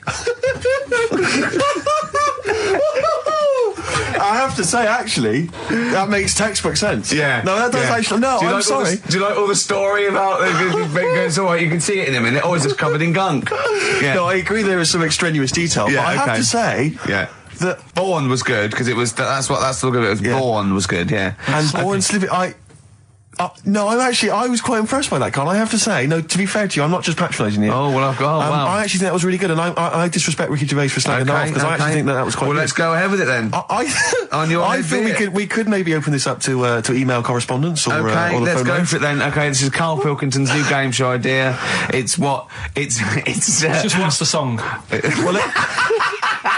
Karl Pilkington presents What's the Song? Ladies and gentlemen, please welcome to the stage Mr. Karl Pilkington. And Karl Pilkington with his brand new show, What's the Song? What song am I thinking? No, I mean... You're nervous about this, aren't you, Rick? I am. You're worried. Well, because I've heard some of these clues before. And they're ramblings... Sometimes they're close to ramblings of a fool. Right? And it really is like those what am I thinking? Yeah. I don't know though, I actually was genuinely impressed by Born Slippy. I have to give him the benefit of the doubt. That's one of the better ones. Because that was short, sweet, and it worked. Some of these you say they're not going to be quite as pissy. Some of them are like Emily Bronte novels. Now listen. We're just going to go for it then. You do it, and we just get people to call up because I want to see the general public's confusion of trying to work out. Why don't you give us your next clue, and then we'll play a track, and then we'll hopefully have people on the line after the track to try and answer it, and you can recap briefly. So give us your clue now for what song am I thinking of? Right, this one. It's about a woman. And she's just normal, nothing wrong with her, or so she thinks, right? But there's the twist. Is this like the Tales of the Unexpected? And she's got she's got her mates and she's having a normal life, having a good time and that. And then this thing happens, right? And she starts to stink. And she can't have a bath, right? And she really wants to have a bath. She's dead sweaty and stuff. She's going about her daily stuff. She can do everything else normal. She can eat, she can talk, everything. But for some reason... she can't have a bath. Is there a coal mining husband in the bath? Yeah. Is this Born Stinky? She can't have a bath. So a woman can't have a bath? Yeah. Is that it? Or a shower. She can't. Okay, leave it there, Rick. Don't try and guess. It's not for us to guess. The general public can phone up and ask questions, so I just go for it. I'm not sure they can they? I think so. Otherwise, we don't want just people just phoning up and I'll tell you what about this? Why don't they can ask one question? Yeah. They can ask one question of Carl, then they have to make a guess. Okay. 08700 800 1234. Have we got someone on the line now? We'll just go. Let's do it. Let's go for one. Let's go for one. This is edgy radio. This is letting Karl stuff. live. Go on. Hello, XFM. Hello, I'm ringing about what's the song? Absolutely. What do you think? Well, I'm going for Dirty Diana. Dirty Diana. See, that works. That's a great guess. It does. Yeah, but it doesn't work because why can't she have a bath? Okay, so the answer is in there. I was going to ask you. Well, that's your one question. That'd be the answer. That would be the answer, I'm afraid. What was your name? Shelley. Shelley, thanks very much. Shelley, I should tell you that, that you should never take this personally because no one can really get into the mind of Karl. So don't beat yourself up about this. I don't expect anyone to get these clues. No. So well done. That is a fine guess. Thank you. Thank you. Okay. Anyone else there? That's hello, XFM. Who's that on the line? It's Chris. Hello, Chris. A question for Karl? Before you give us your guess? I haven't thought of a really good question or anything yet. You just want to go for the guess? No, what I thought was, I'm sure Simon Mayo used to do this when he did the breakfast show on Radio 1 years ago. No, he didn't. So you've just pinched this idea, Karl? If you're going to rip someone off, Karl, do not rip off Simon Mayo. I haven't ripped this off. I thought this was a new idea. I was going to do it with sound effects instead, but that's... he used to do that, and he used to get his team to play other characters. You idiot. Well, no, hang on.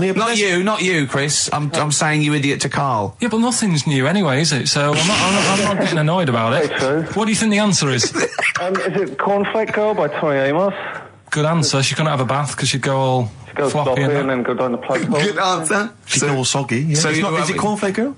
No, it's not, but that's a great answer. It could have been. All right.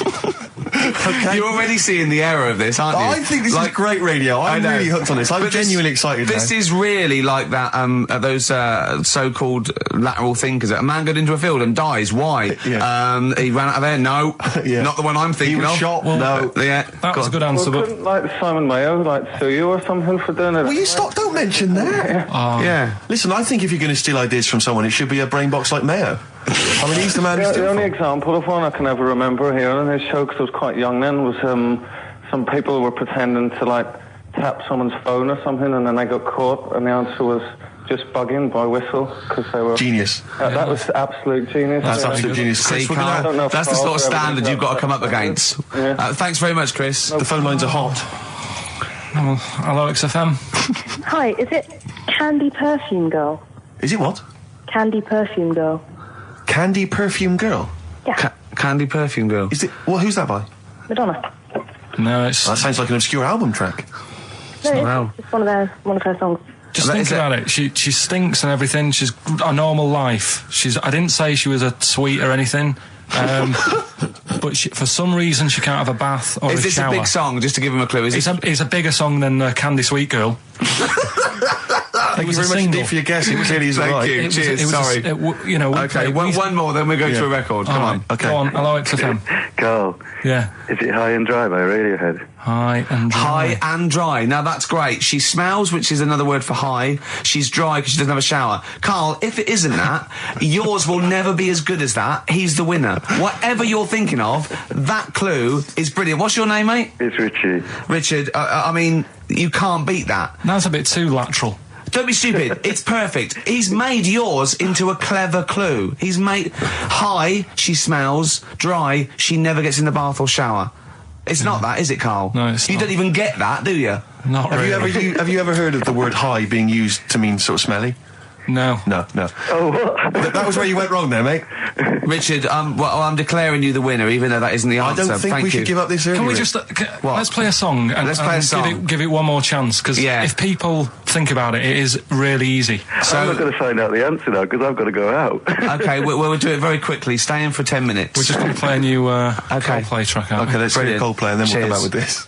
Coldplay, One I Love. That's for Nick, Neil, Olivia in Tower Bridge. Absolutely, and also Nikki from Bromley who emailed in. She's enjoying the show and she wanted a bit of Coldplay. That's the B-side of the current single. This is In a My great Place. show, isn't it? We've got great music, we've Great got music. laughs, tears, we've got requests, we've got Simon Mayo games. It's just like Radio 1 for less people. Exactly. Radio 1 for less people.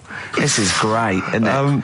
So go on So then. listen, Guy, you were so excited about this game, weren't you, earlier? You came in with a But I hop, knew it skip would and a leap in your fall flat. step. Although I must say, the phones are going mental. We're going to have to take This some is more it. No, calls. people love I mean, Carl. High and Dry is great. I mean, it works. That's it. Can we have a very quick... Just recap in case someone's just very tuned in. quick Can you recap. make it so High and Dry doesn't work now? Give us a bit of information that makes it different to High and Dry, or can't So you for those that even have do just that? tuned in, Carl describes in a roundabout way a story which somehow is representative of a song. Is that Song right? title. A song title. Yeah. Okay. So this woman, she's all right. You know, she has a normal life, Pretty much. kind of. Yeah.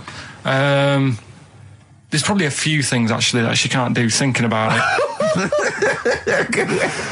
But the main problem would be having a wash or having a bath or having a shower.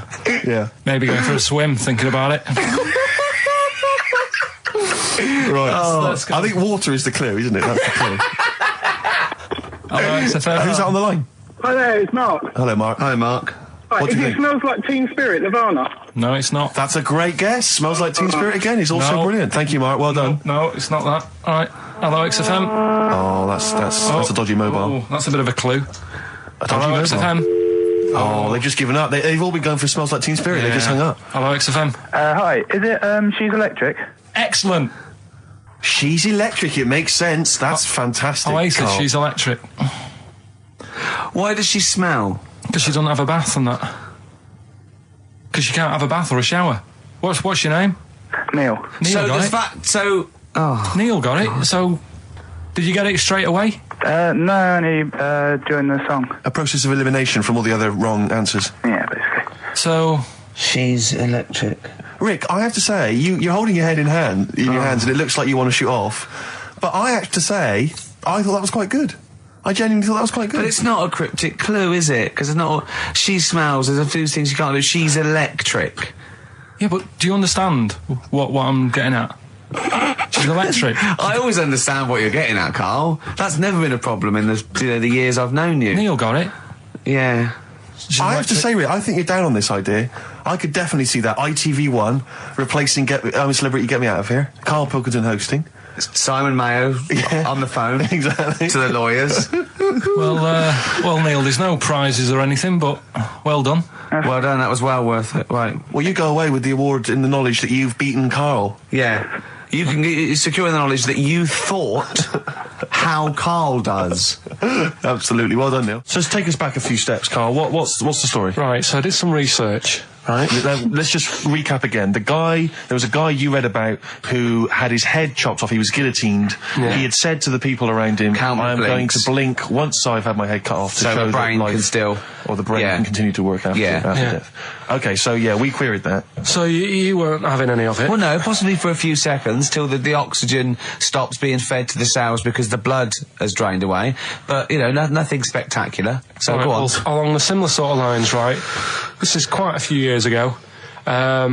This fella sort of upset the royal family doing something, right? So they said that this isn't good. It wasn't Ben Oughton at that Jubilee thing, was it? I can't remember what it was. And they said, right, that was terrible. We're gonna cut your head off. You gotta show people like you can't be doing what you've been doing. What was this? The 1970s? When you say a couple of years ago, you mean maybe sort of... Was it the olden days when the phones weren't very good? Ages ago. Yeah. Ages ago, sure. So yeah, fair enough. Yeah. So... Very philosophical. Yeah, imagine that when you wasn't here story. This was literally ages ago. Yeah, exactly. Yeah, Simon Sharma's History of Britain. Yeah. Oh, and even before that, which is yonks before, when it was all mental and different. Sorry, Karl, go on. So he's having his head cut off, and he's resigned to it. It's the day before. He's kind of got it into his head now that I'm not going to have my head much longer. Sure. So he said, let's make use of this. Yeah. He said, I wonder how long the body can stay alive without my head on it, right? So they were like, I don't know. So who were? So the jailers, whoever he was asking. These jailers with one eye. Yeah. Get out. So he said, no, wait a minute. I've got an interesting scientific experiment, jailer. Well, fair enough. What is it? So he said, what I want to do, right? He said, surely it's my last right. I'm going to be dead tomorrow. Sure. So let's do a test. He didn't draw it out this long, did he? Yeah, he said, let's test this out. He said, do us a favour. He said, it's my last day. What I want you to do is, you're going to cut my head off. Let's put a white line on the floor. Right. And see if, because there's no point asking how far he can sort of walk without an head if there isn't a line, because you don't know what to count. Do you know what I mean? If he loses his head and he's running around all over the place, you can't really count That's that. not impressive enough, yeah. So they said, let's make a white line. Sure. Yeah. Who said this? He did or they did? I think they started to join in with him and saying, well, let's make this a... Sure. You get it, go on. So... they got Norris McWhirter down. The Guinness people. Oh, yeah.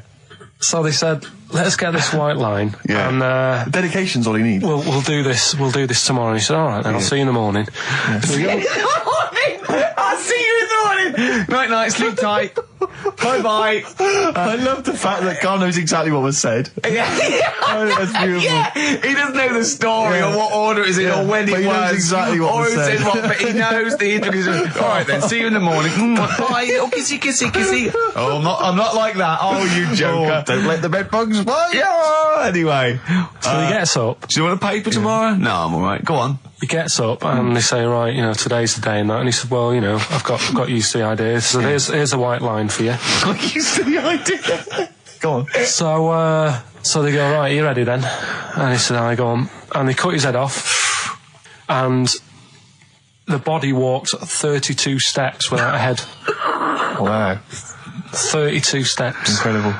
And that's the lesson, really. Did it get as far as it walked along the white line, did it? Yeah, it stayed along the white line, did 32 steps, and then started to stumble a bit, and it just fell over. Yeah. But, it was a test that your body can still keep alive for a little bit. Yeah. When you've lost your head. Absolute twaddle. Absolute twaddle. What do you reckon you can do then without an head?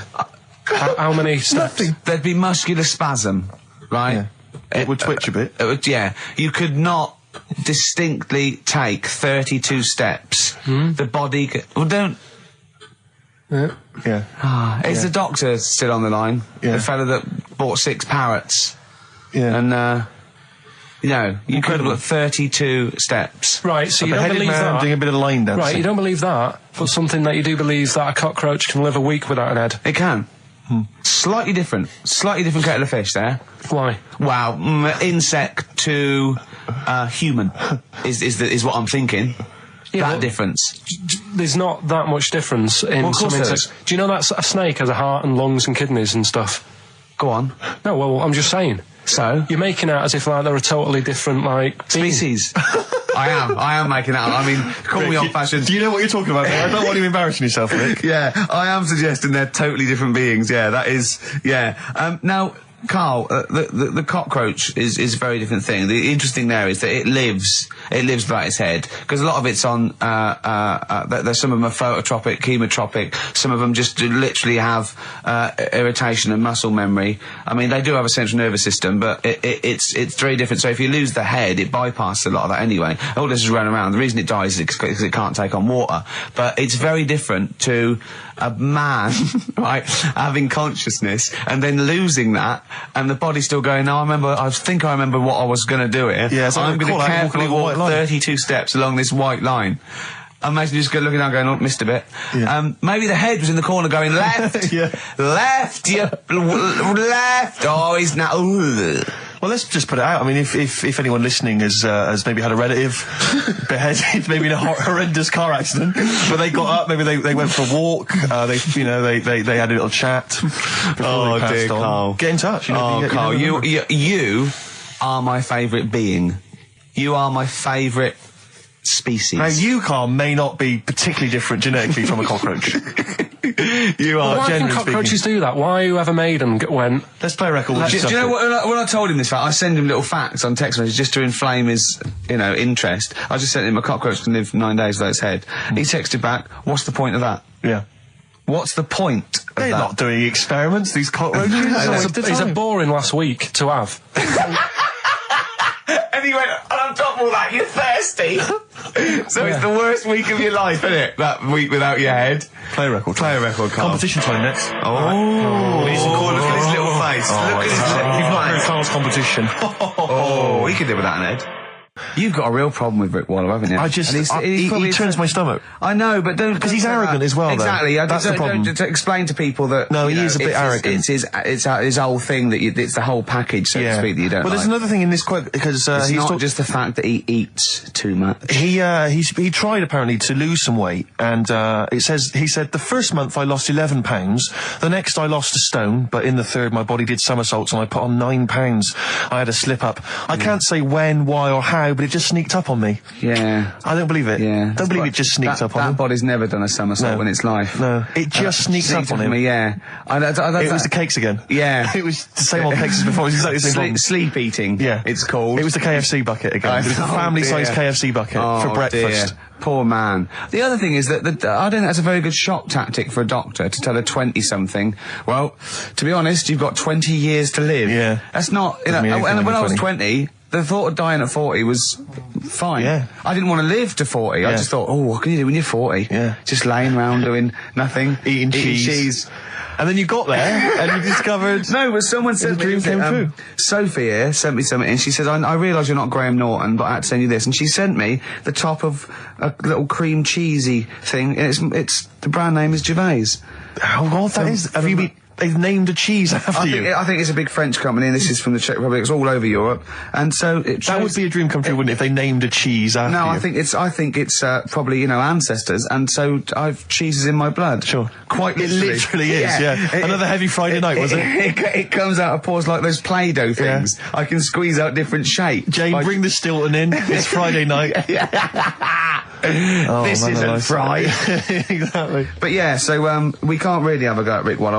I eat too much, but you're not big. I mean, one of the other contestants on the Fat Club, Celebrity Fat Club, is another one is Jono Coleman. Oh, we love Jono. Now Jono, I don't know, you know Jono, he's that guy who does, he used to be on TV, and I think he does a breakfast show on a rival station, doesn't he? He's happy, isn't he? He's so true, and he's a really nice bloke, Jono. It's funny because he does a breakfast show on Heart, which is wrecking his own.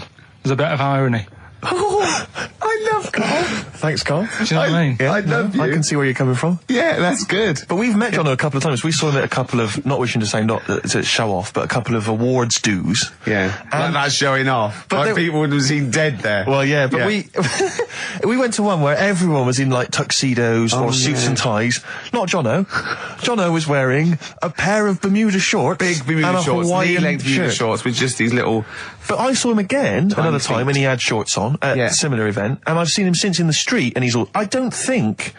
I'm wondering if he can wear trousers. I don't think he can actually wear trousers. I don't know if there's a medical reason for that, whether he's just, his legs are too fat. I think the material is a waste of money. I think it's just that you can get shorts that big and they're comfortable and, you know, I mean, to be quite honest, I don't want to squeeze into a tuxedo anyway. So, if you can go, I'd love to turn up those things in Bermuda shorts. Well, of course. Flip-flops.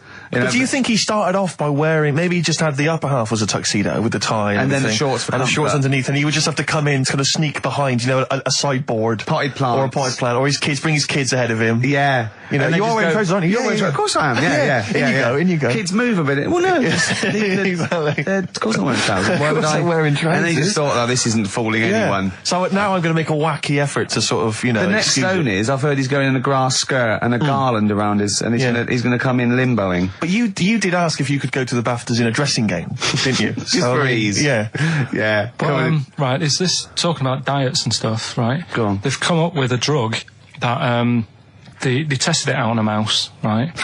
They said, you know, it's a problem that weight is a big issue in the world, and, you know, a lot of people are depressed, and that probably like Rick Waller. Well, I'm right? depressed looking at Rick Waller. Well, you know. Oh.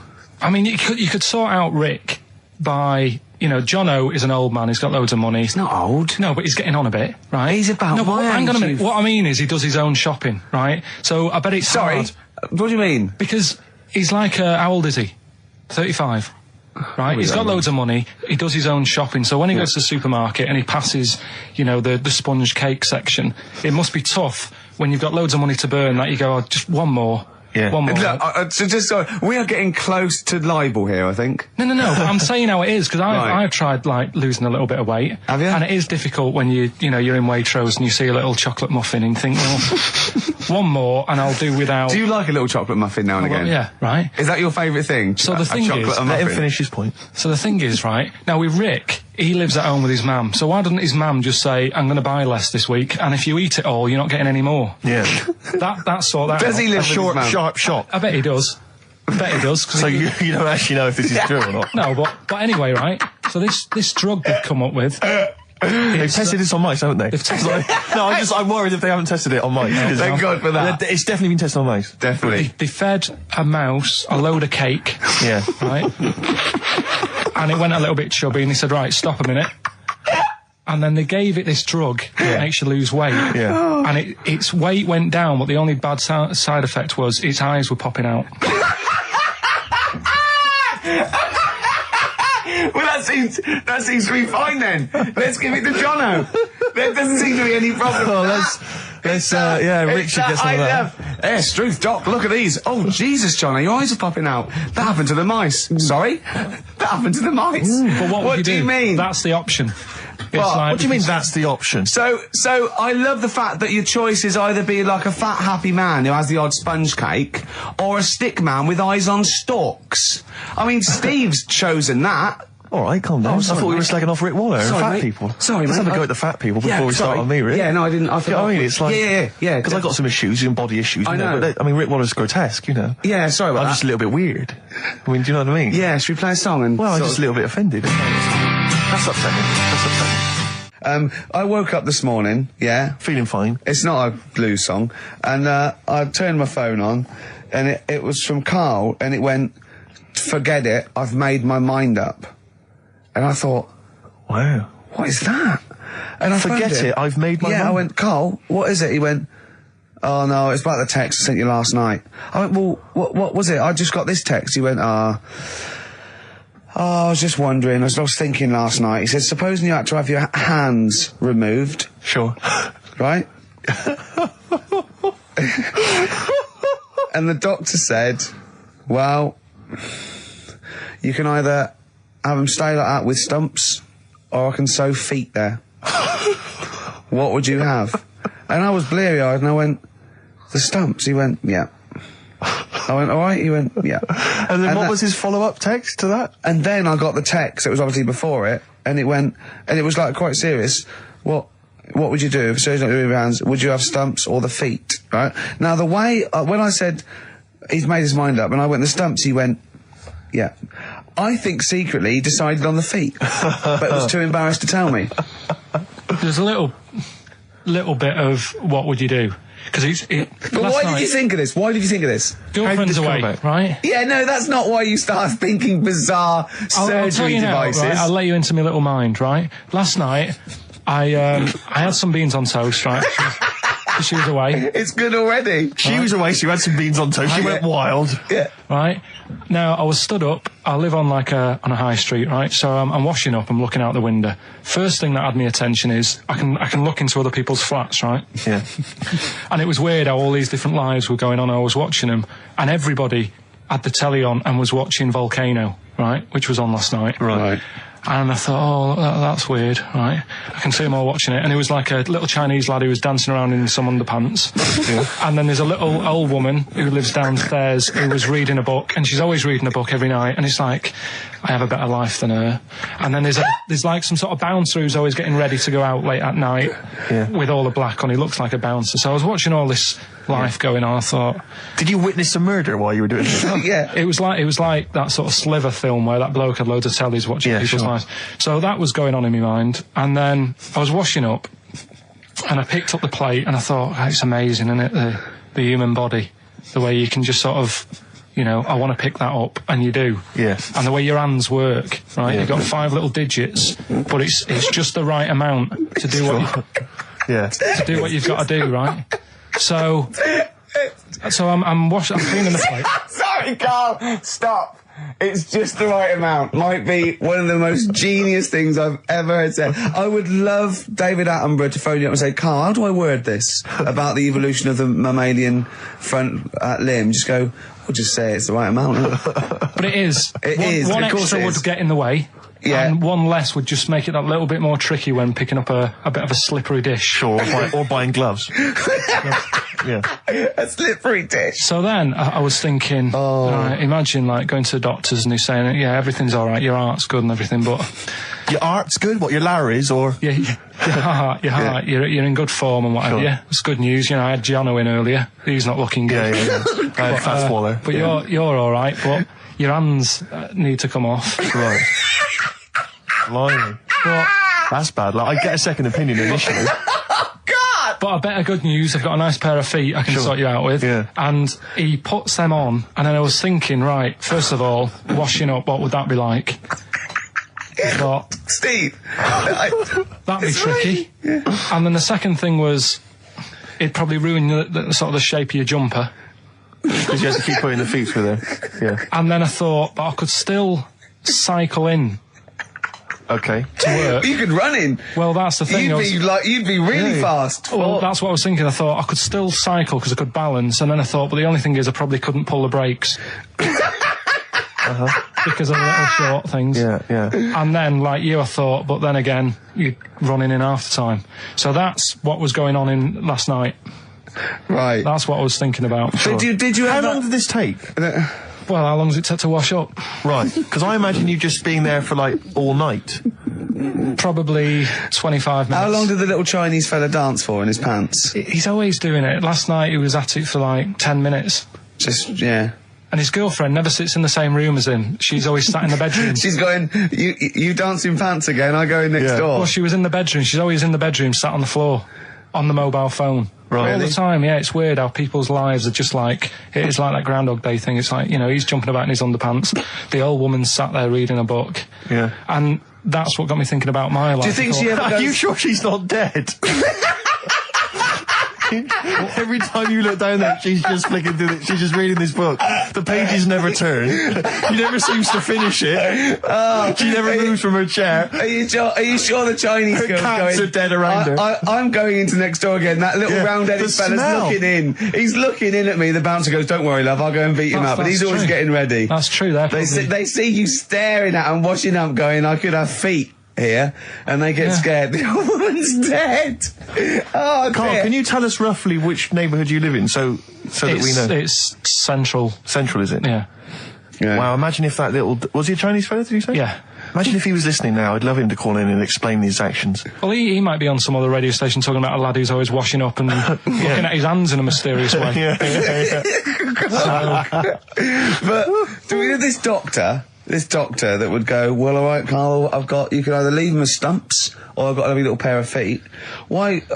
I mean, I told Jane this, and Jane went, is that the only choice? He could say, could I have some dead man's hands? Have you got any? Where do you get the feet from?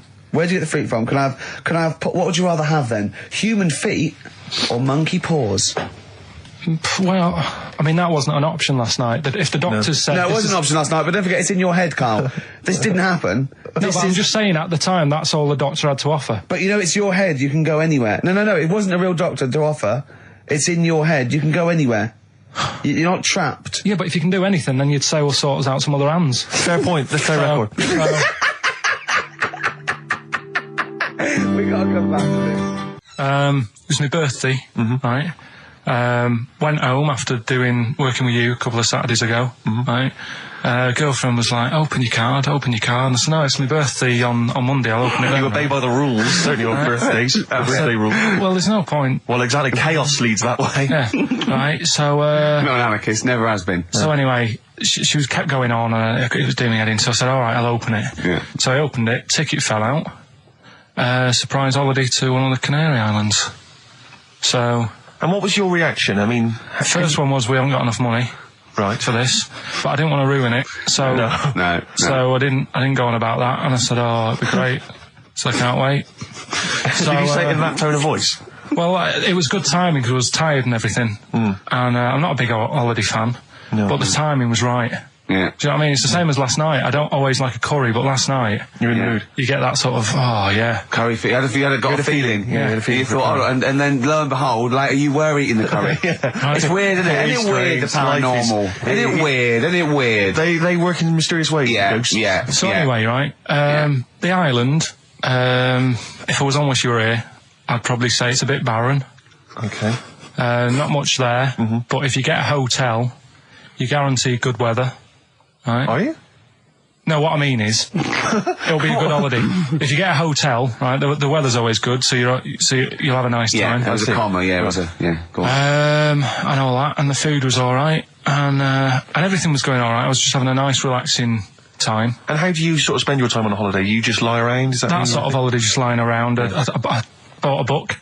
You bought a book? Yeah. Okay, ghosts? No, it was short stories, right? About it was ghosts? it was about like special days in our time and time before me and stuff. Oh, yeah. And it was like, it was telling you about how I think it was 1814, the Thames frozen up. Yeah. And all these stories are told by eyewitnesses. Yeah. Right? So there's some fella who was around in 1814 and the Thames was frozen and people used to put market stalls on there and they'd do the shopping. It was like an Oxford Street. Was that Mad Liar Charlie?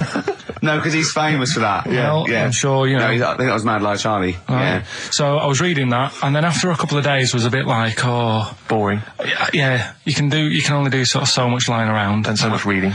So, Suzanne said, let's go on the beach, have a walk. You ain't gone on the beach? Where had you been up to this point then? In your room? No, just like around the pool, just relaxing and having a swim and that. Yeah. So she said, let's go on the beach. I said, alright then, yeah. So, wandered down to the beach, and first impressions are, it's alright, it's clean. Your criteria is so basic, it's brilliant. Hotel, yes. Roof, good. Food, adequate. Beach, clean. Next. So I'm walking along, and everything's good, and, there's a woman feeding fish bread, which I thought that's different.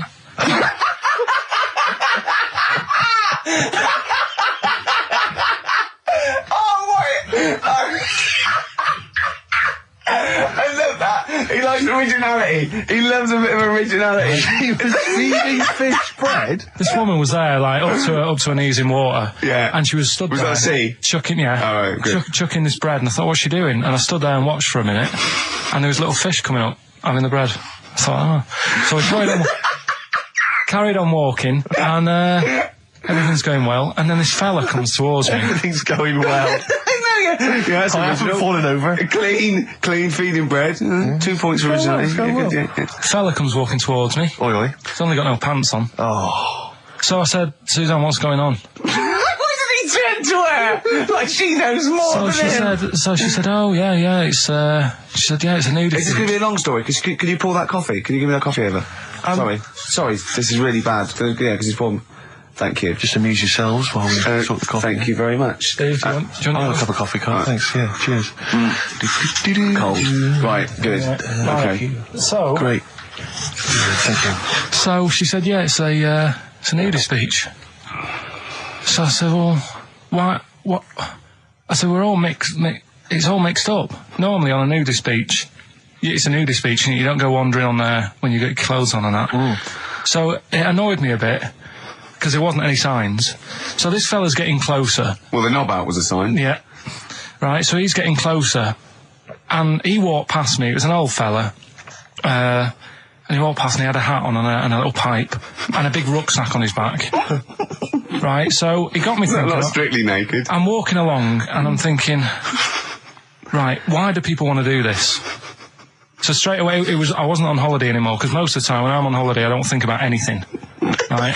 Your mind's a blank. I just switch off. Right? But all of a sudden, this has got in my head now, and I turn around to look at him, and... Check out his arse. And this bag, right, I swear, it was massive, right? What? You had a massive bag? The bag. His rucksack? His rucksack. Oh, right, okay. When he said there was an old couple coming towards me, I said, what was lower, the bloke's bollocks or the woman's tits? And he said, well, that was another point, she might as well have worn knickers. Because I was so naked. That's what he said to me. So you saw the bag? So it annoyed me, yeah, because the whole idea in it, this is what I think, I mean, I might be wrong, right? Might be wrong. Chances you never have been. wrong. You never have been before. Being nudist, right? What's it all about? So I'll tell you, on that point, Carl, let's play a tune, let's come back and we'll discuss... What are we going to play? We'll discuss that very issue. We've got some ideas, we did chat about this last week, Carl, in your absence. Alright, well, we'll play the choral. Okay. It's a good one, this. Yeah. Coral, Dreaming of You, on XFM 104.9. I'm Ricky Gervais, with me Steve Merchant and Karl Pilkington. If you just joined us, Carl is walking down the beach, and a man has just passed him with his knob out. Yeah, his testicles out and his huge bag, apparently. Right. Now, we'll sum this up, quick, because we did talk about it last week. You did call me and tell me some of these things, and we sort of mentioned it last week, but you just want to say just give us your thoughts on nudity. Well, what I don't understand is, right, nudity, I thought it was all about, sort of being free. Yeah. Natural, letting the breeze, blow around you and that. That's all I can think of like the bonus of doing it. But you can get that by just having a pair of shorts on, right? Because I'm not one for getting my kit off. It's just something a bit weird about it, isn't it? Normally, if I go for a walk on the beach, I'll put a shirt on. Sure. But leave it unbuttoned. Yeah. Oh, right, yeah, tease the ladies, sure. Do you know what I mean? Yeah. But it just feels a bit weird. So it's best to cover your back anyway, because the sun... Yeah. And all good that. advice, yeah. But when I saw him, and I thought, well, right, is he doing it to sort of be free and be comfy and all that? And then I thought, but he's carrying a big bag, right? I've got a pair of shorts on, and I'm not looking at him thinking, I bet he's really comfy. Do you know what I mean? I wasn't going, I can't wait to get home and get my shorts off. They're really annoying me, these. So... and that's just it. I don't get what it's all about. Yeah. Sure. Yeah. Sure. Well, okay. Well, my advice to you is don't go to nudist beaches again. Well, I didn't go again. Got some new ideas for you. Go on. Well, they've all been blinders in the past. Go on. Did you do any competitions when I was away? I think we did, didn't we? Did we give away a DVD? Did we? Yeah, we did. Yeah, go on. Yeah, right. Go on. Anyway. Well, I've thought of some... This isn't like radio, is it, as we know it? This is just people talking. If the mic's on, it's luck. Yeah. If anyone's listening, I've no idea what they think of this show. It's not a show. Not in the traditional sense. No. Okay, then you're going to change with that kind. Because a show suggests a certain form of presentation. Yeah. A certain pride. And when we do present it... dare I say, it's some planning. Yeah, and when we do, it's ruined by pressing the wrong button. Yeah, but I've got some planning here. Go on then. quizzes. What I did was, when I was on holiday, right, you said, come up with a new idea, right? So the best way of coming up with ideas is sort of... thinking. Sort of nicking a TV show name and then twisting it a bit. Yeah. So... Or just rip off Simon Mayo's idea completely. That's good advice for anyone out there. I didn't yeah. If you're interested in ideas. See, Carl is presently running a course writing for TV. And that's the lesson 1, isn't it? Just rip something else off. Just do it and change the title slightly. Yeah, well, go on. This one I haven't really got I don't know what to do on the game, but I'm thinking Strike It Ricky. That's all you've got? That's what you've come up with. How long did that take? Through. What is that? I just thought it sounded a bit like Lucky. Forget that one then. Yeah, forget that one. Okay, yeah, well, no, good. No, we all have hits of this. Even Spielberg's, not all his films, can hit the. Go on. Right. No, okay, no, it's a good. Go on. Yeah. Do you remember Big Brother? Yeah. Do I remember Big Brother? No, go on. Big Mother, right? You call in. If your mum's heavy, you win a CD. What do you mean? How can you prove that? Alright, forget that. Right, ER. Here's one. Right, ER. Good one. No. Yeah, no. The Price is Right, remember that? Yeah. Right. The Price is Ricky? No. The Rice is Right. And what I do, I read from an Indian menu and a Chinese menu. You tell me whether you have pilau or egg fried. He's a genius, isn't he? He really is a modern... that one. Go on then. Let's go into this one. Let's not cross this off right away. Go on then. What you read from what? Well, I'll get a couple of menus from like an Indian and a Chinese takeaway. Yeah. And I'll go like, chicken korma. Well, could I just suggest that as it's an Indian, it'll be pilau, and anything you read out that is... Yeah, but you don't know which one I'm reading from. What, the chicken korma's Indian, isn't it? Yeah, so you go pilau. But then well, you might as well say Indian or Chinese.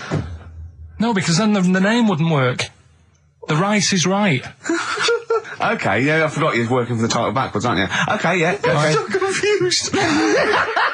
I don't know where I am or what day it is. A programme that they've been in on Channel 4, right? Can you cross that out? We're not doing The Rice is Right either. I don't understand The Rice is Right. No, go on. I'll tell you that later. We'll have a game in the office, right? A game that they've been in on Channel 4, but has got really big viewing figures. Well, obviously not. Right. Or they wouldn't be binning it. Go on. Do you know 15 to 1? Yeah. They're getting rid of that, right? Are they? I'm thinking 15 Taiwan.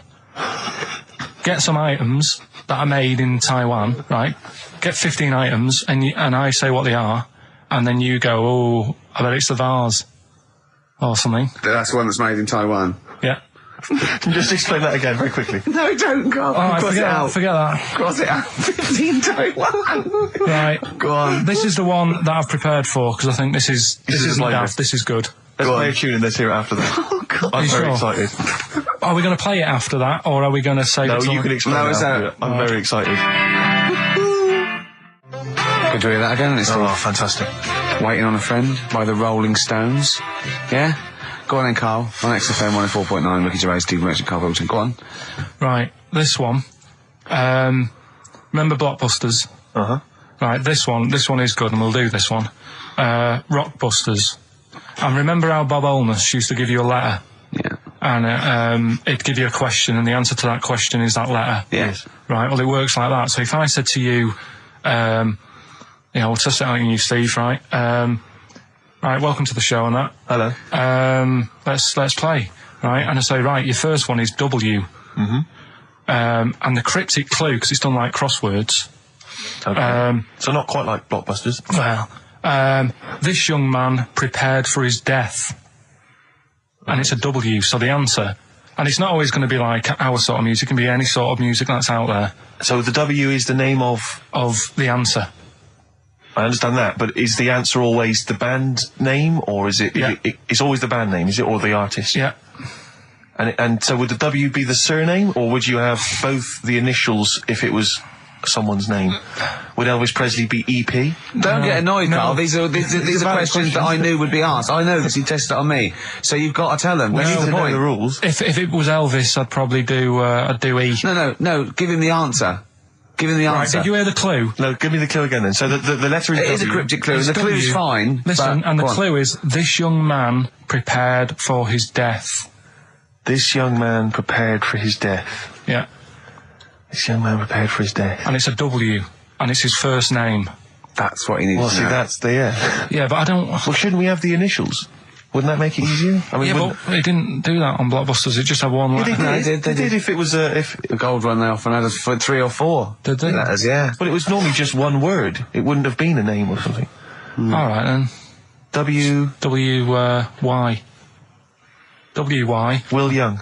Excellent. I Right, didn't so understand it. What was this the young Will man... prepared for this young man. So he's sort of mixed, sort of cryptic. Yeah. But I mean, you know, that was a good effort. That's better than Yeah. usual. No, it's that is better than It's not usual. bad, is it? So do you want to play? Let's play Rockbusters. Yeah, Rockbusters. How many of these have you got? No, because No, let's just clarify a couple of rules here, Carl. Let's just make sure we thought everything through, because I'm pretty certain when they get these things on TV, they at least have a go at them in the office first before they put them straight on there. I'm sure that's how it works. I'm sure Bob Wallace just didn't turn up the first day, and he goes, "We're all winging it. It'll be fine. Bring the students in. Let's have a go." I'm sure they did a bit of preparation. So let's just check. We've got every base covered. Yeah, Firstly, how many questions have they got I'll to tell get you right? what. Let's do this off air then. Should we play a great tune? Well, yeah. Well, people need to call in, don't they? Because we're doing it, aren't we? Yeah. It'll be all right. And there's good stuff. I've got CDs, right? I've got some compilation stuff and a couple of videos and that. So that's what they're playing for. Call up now. 08700 800 1234. Get them on the air. We'll play the game. Brilliant. What's going on? I don't know. The adverts aren't working today, and I'll have to get an engineer in as well. so Right, that's don't messy. play the adverts. I don't want to play them anyway. Don't play them. It's not our fault if it doesn't work. It's... Why? Do you realise if we were like live, we'd be heckled off the stage? Right, don't play the adverts. We wouldn't survive in the real I'll world. sort that out. Right, get the people on the air now. Just No, oh. Rick, calm Play a down. record then. Do something for Christ's sake. All right. Sam, Hello. is it sounding all right today? It is. It's just about. Right. Cheers. That is worth. Right. Then. Yeah. And so we've got Sam on the line. Who else have we got there? So we've got Tim as well, haven't we? Hello. All right, Tim. Tim and Sam. Right, You sound quite similar, lads. Could one of you affect an accent or something? Which one's Tim? Yeah, it's me. Okay, which one's Sam? It's Sam. That's slightly deeper. Bit Slightly deeper, deeper. yeah. Sam, And they're not against the clock anyway, are they? So it doesn't really matter. I suppose not. So I think Steve just wanted a bit of variety. you Okay. you understand the rule, lads? Could you explain them to us? Right, play it. Okay. Hang on, wait. Well, let me explain, because, I mean, life is too short. Now, Carl's going to read out, say 3 clues, yeah? And, just shout your own name and answer it, or shout the answer. Shout your own name, then the answer if you know it, and it's the person who gets the most right. Okay. Is that alright? Yeah. Yeah. So, Here we go then. okay then. So Shouldn't it be the first to 3? Well, yeah, but then he hasn't got... I've got enough. It's fine. You've got enough clues for that. Right then, here we go. Welcome to the show. Oh, God. Right, the first initials, ST, right? Is that right? ST. Well, I don't know. We don't know, do we? How do we know? Here we go, ST, and the cryptic clue is better than the average homeless person. Okay? Sorry, I think... Is that a band? Yeah. Is it an old band? Yeah. I think that's one word. Alright then, S. It's an old 70s band. Better than the average homeless person. Tim? Go on. Supertramp. Yes. Supertramp it is. Yeah. Well done, 1 point to I've you, no idea Tim. why that's right, by the way. You don't understand why it's right? He's a super tramp. Oh, right. Better than the average homeless cryptic, person. Yeah. Yeah, correct. Yeah. Okay, second one. Come on, Sam, you've got That's actually quite good for Carl. Trust me, Tim. Take that as a good clue. Because, yeah, okay. We won't do this again. Wait, 1-0 Right, to here we Tim. go. Right. F. The letter is F. That's the next one we're moving on to. And the cryptic clue is, the little girl is hungry. What shall we do? The S or F? I've got it. F. Freddy. Sam. Peter. Yes, 1-1. Feed her. He's pulled out of Feed her. Yeah. Feed her. Okay. Yeah. So that's 1 each. So this is the decider, isn't it? Wait a minute, ITV are on the phone. Well, you said first to 3, so no, it's not, is it? That's what I said. Just do the 3 clues and who gets the most. Okay, well, we can do that now. So, here we go. I love this. This is rubbish. Go on. So here's the last one. The initials are AK, right? And the cryptic clue is exploding pet. Shout out your name if you know it. Last orders at the bar, please. Last orders at the bar. Exploding pet. AK.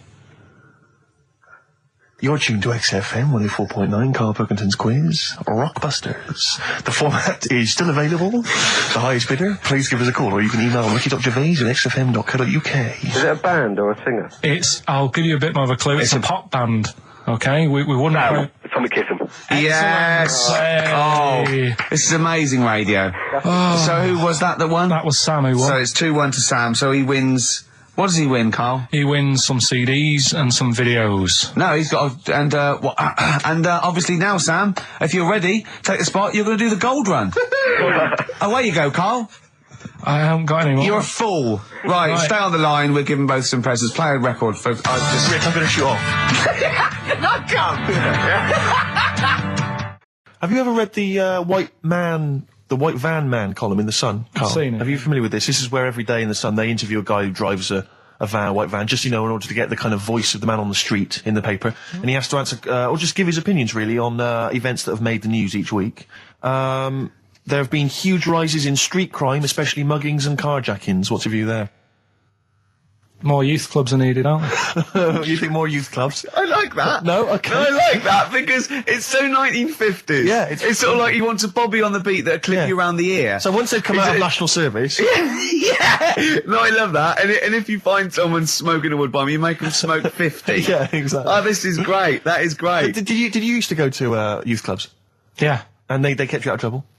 You used to get into a fight afterwards when you came out. But for the sort of hour and a half you were there? You had a bit of pool and some boxing and a bit of pop. Yeah. So more youth clubs, that's good. I love him. I love him. If you're at home, just make notes, because this is brilliant stuff. Honestly, you won't hear more honest, from the heart stuff than this. This is great. Go on. This is not pre-planned. These are your direct responses now. I promise you, Karl did not know what we were going to do. He never knows what we're going to do, and he always answers honestly. That is the beauty of Karl. It's not an act. What is your view, Karl, on New York's former mayor becoming Sir Rudy Giuliani? Sir Rudy Giuliani. Is he happy with it? He appears to be pleased with it. Let it go ahead. Fair enough. Okay. Go ahead. Oh, he's genius. Okay. Is he happy with it? He's like your nan. Yeah. What do you make of a cat that's been cloned in a secret 2.5 million research project? To find out what? If they can clone cats, yeah. Have they had to hurt it? Sorry? Have they had to sort of hurt it to do that? Have they had to hurt it? Yeah, or is it just scraping its tongue for some stuff? I think the cat's fine. The point is that they're cloning another creature, which is potentially very dangerous. Have you seen that film where they bring Hitler back? That cat. What if that cat turned out to be a world dictator? Exactly. What do you reckon of cloning generally, Karl? You concerned about it? When they're cloning for organs, they just grow them for the, Do you know what cloning means? Yeah, it's when you, make something else that's the same, isn't it? Right. Yeah, I mean, it's not going to do any harm. Okay. And, Great. And finally... Put him on the World Council. Yeah. Finally, what do you make of some city workers who were caught bonking in the glass lifts of the Lloyd's building? What do I make of it? Yeah. Is that a problem for you? Do you think that's unprofessional? Was it the lunch break or...? I think it was lunch break. It was their own... All right. It's their own time, I think, fair enough. It only takes 45 seconds to go from the bottom to the top. Is that a problem? They moved quickly. They acted, on instinct. Do you think fair enough? If that's their natural instincts and they're both consenting, you think fine? Yeah. Okay. Yeah. Thanks very much, Karl. Thanks very much, Karl. Karl, we'll have more of Karl's world-weary opinions next time on the show. Yeah. Now it's time for White Van Man. White Van Man. Yes, for those that don't buy The Sun, they think it's beneath them. White Van Man is a column they have, I think, every day, actually, and they just get sort of some, Joe Public to kind of comment on the week's news. Just seemed to me, that it might be interesting to get Karl's views on some of the big events. Not because we think that Karl hasn't got a valid sort of viewpoint. No. Because Karl sees the world differently to some people. That's all. And that's what's interesting. Like an artist does, or exactly. Yeah, he's very bohemian in his outlook. Yeah. Do you feel that you're up to scratch on this week's news? I don't like this bit.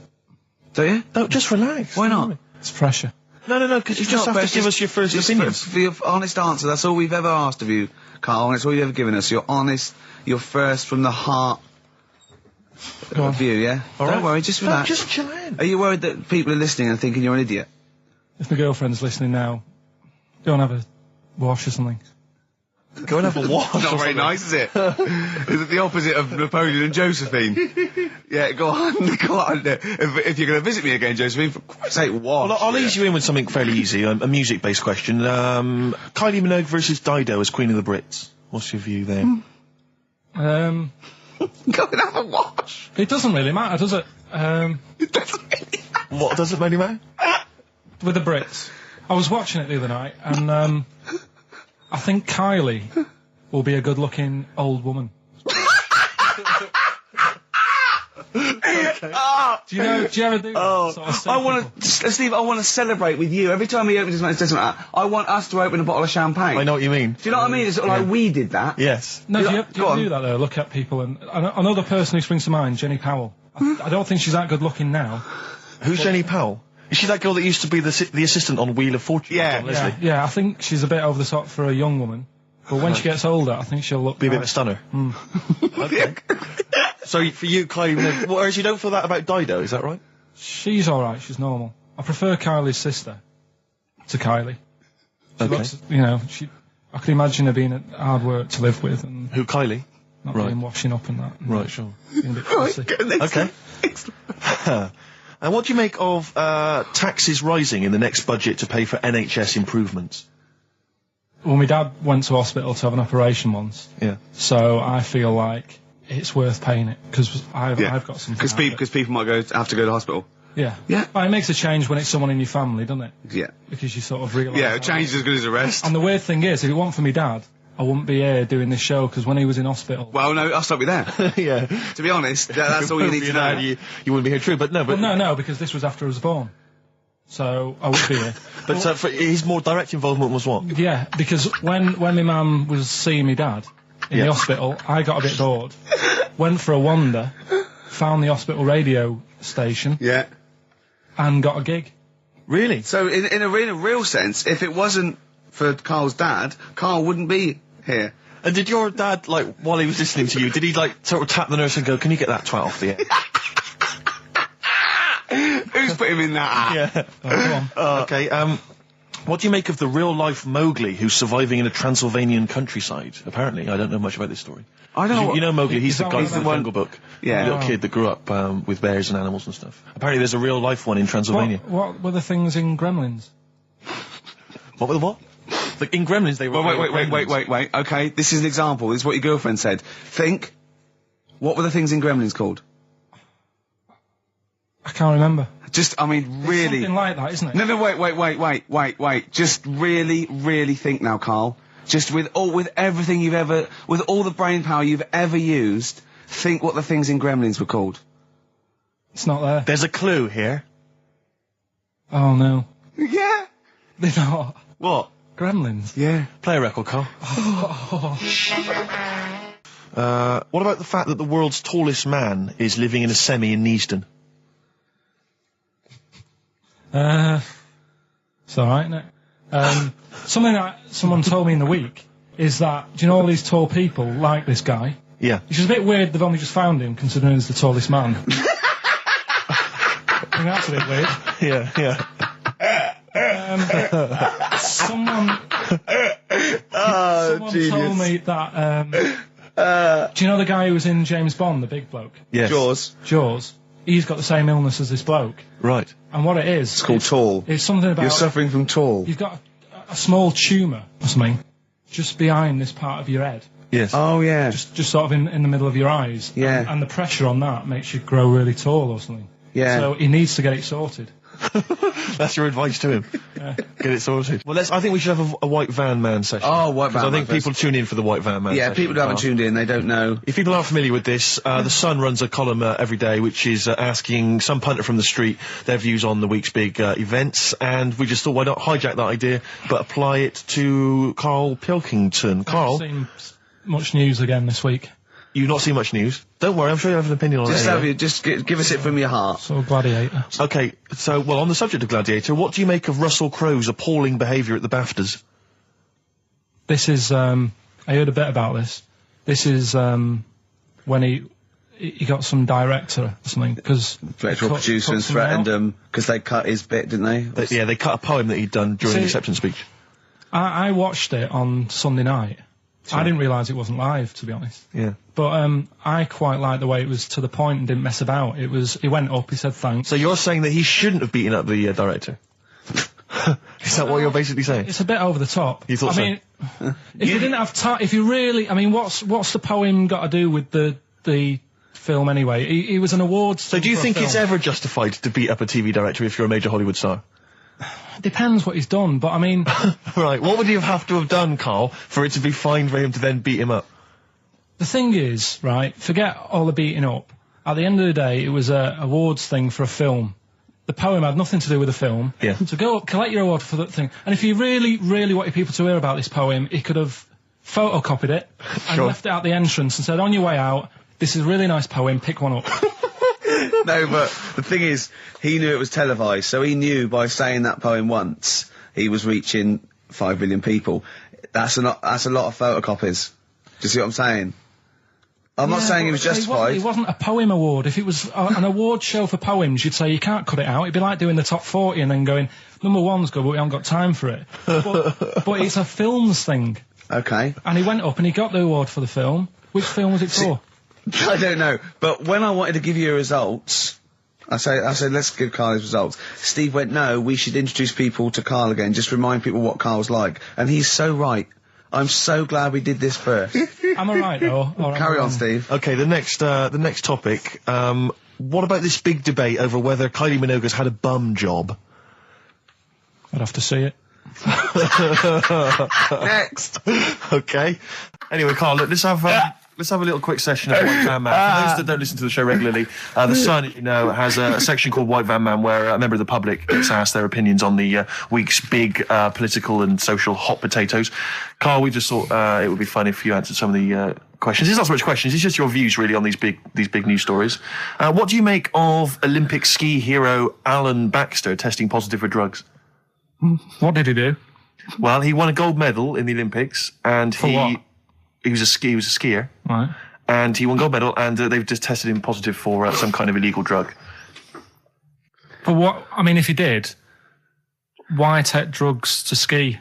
Why? Because all you do is balance. But imagine, it'd be amazing if you were stoned, like going down a hill. Yeah, it's not like you have to... It's not going to help you, is it? No, it's not just like... gravity that's doing all the work, isn't it, with skiing? Yeah, but it's often to do with your athleticism, isn't it? It's no, but it'd be like saying, and we've just found out the people on the toboggan were on crack. It's not going to help them.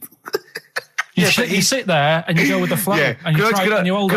Could I say, the drugs he was taking... that's his defence, It probably wasn't jacking up H or, you know, dropping a few E's or getting stoned. He was probably taking more sort of performance-enhancing drugs, as opposed to him just, like, scoring some shit around the corner from someone, getting off his tits and jumping in a toboggan. Doesn't mean that, does it? He wasn't off his nut. Yeah. You tested you. You pissed out your head. But why doesn't he just say, "Don't be stupid. Why would I do that? It's just not going to help me out." But it is, isn't it? Because performance-enhancing drugs do. Wait a minute, Steve. Wait a minute, Carl. Right, look at this way. Okay, look at me. Yeah. Have I got his attention? Yeah. The lights glinting off your ring there. Yeah. Okay, right. Now keep concentrating. Right. Some athletes, you're aware they take drugs. That's to build up muscle and stuff. Yeah, swimmers. For example, runners, yeah. Not only do they help build muscle, right, but they can actually, you know, give them a boost performance, right? They're sort of like steroids and all this sort of stuff, right? So that's the sort of thing we're talking about, okay? Right. So again, he wasn't on a bong would that help before. You? What? Why would that help you when you? All you've got to do is balance on skis. Not when you're at the Olympic level. Yeah. There's a lot to do with, you know, your body and your legs. It's practice, isn't it? It's like if you've skied for years, then you've got good balance after a bit. Oh, do you know what, Carl? Do you know what? You've made a mockery of drug taking. Well done. Yeah. Right, next one, Steve. I hate this. Okay, what about the fact that the pension crisis is going to force Britons to work into their 70s, Carl? You might have to carry on working into your 70s before you can claim a pension. I think it's a good thing. Because you see a lot of old people who look bored. Okay. And I honestly think if you keep your brain busy, you'll live longer. Yeah. It's only when you actually shut down, right, that's when your body sort of dies because it doesn't feel it has a purpose. Yeah. It's like if you've got flu, keep going to work. if you have a day off, you just feel worse. You'll mope about at home. Doesn't do you any good. What about, where do you draw the line there? What if you, say, lose a finger? Pop into work? Depends. If you can't concentrate because it's painful. But what if you're a typist? You're not going to type as many words, but you'll do more at work than you would having a day off at home. Sure. Okay. Right. Steve, it's time for... White Van Karl. We should definitely get some jingles. I think the show sort of lacks jingles, I think. Yeah. Noises. Yeah. Funny sound effects. Yeah. Wow. Yeah. What's Mr. Nosy Neighbour interested in? Hello? What's going on here? Oh, we should definitely get some pre-recorded comedy noises, Carl, for next week. That's my job, but unfortunately I'm busy reading about Hitler.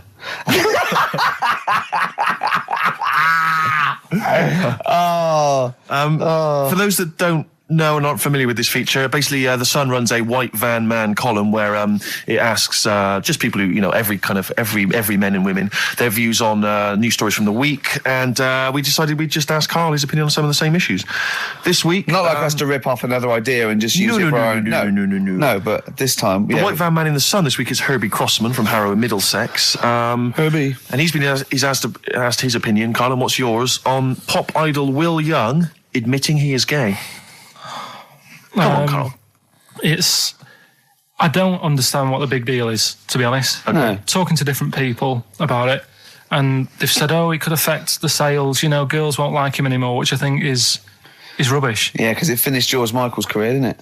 Well, yeah, and I was thinking when I was growing up, right? And Freddie Mercury. I was into Kim Wilde, right? Sure. Now...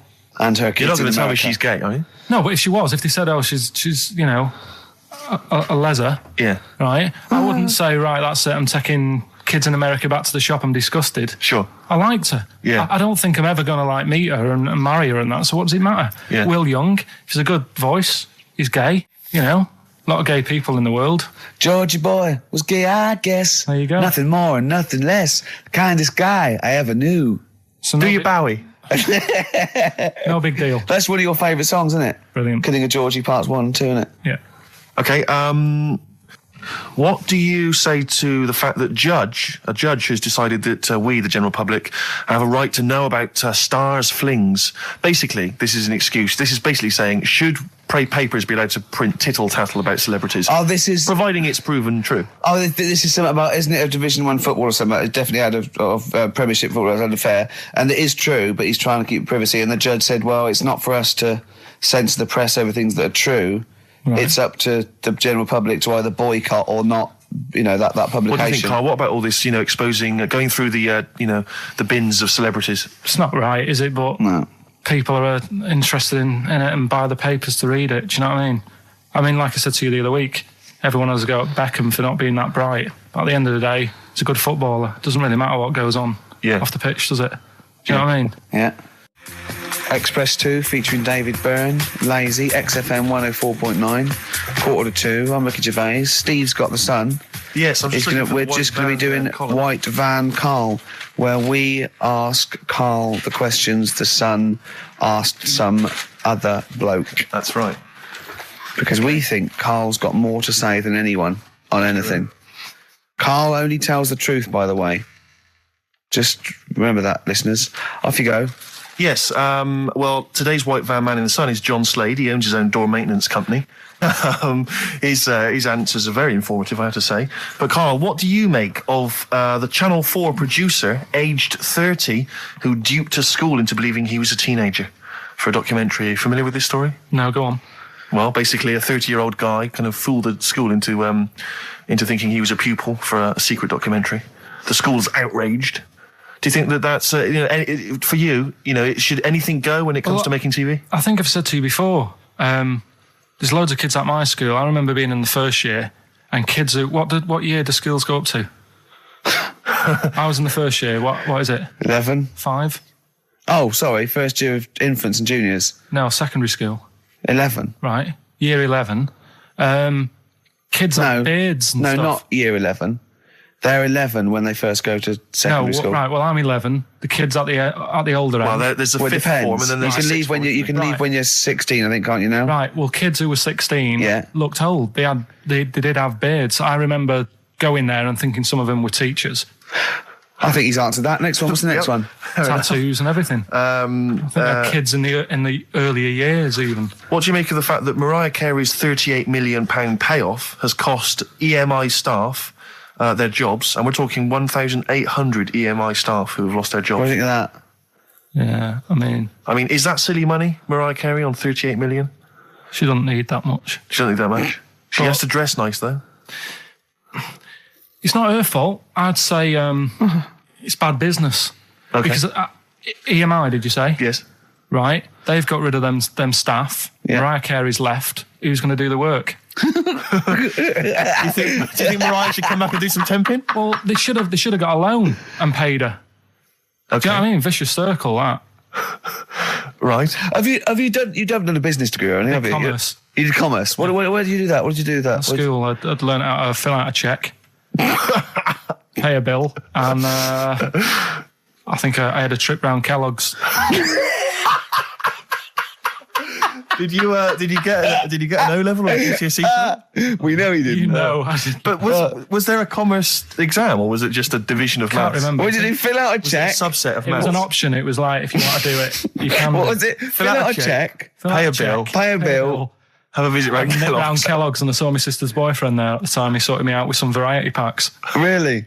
What was in them? You know, Rice Krispies and Good stuff. Cocoa Pops. Space Dust or whatever it is. Space Nuts. So, sorry, that wasn't Ken Dodd, no. No. That was someone else, was it? That was an aunt. Yeah. That wasn't Special K. Oh, dear. What about this then? Home Secretary David Blunkett admits that muggers rule some streets. Weird this, because when I was out with you... I don't believe it's going to be weird, whatever you say, No, Carl. Go on. when we were in that pub that night and we got talking about muggers and that, the tip is what I tend to do, because I nearly got mugged once. Act You mental. what? You nearly got mugged once? I nearly got mugged. Yeah. But I tried this technique of acting a bit mental. Right, and how did you act mental? Well, this guy wanted me trainers. And I was in Piccadilly Gardens in Manchester. It was quite late one night. Mm-hmm. And he come up, he said, I want them trainers. I said, you want them? I said, I worked hard for these. I said, how dare you come to me asking? And I got a bit livid. And he looked at me like, oh my God, he's got a right one here. And he left me. Were you acting mental or were you just mental? No, I put it on a bit. Were you not petrified though? Well, you don't think about it, do you, when you're sort of in the eyes of danger? Well, not you, clearly you're a brave man. So what did you say?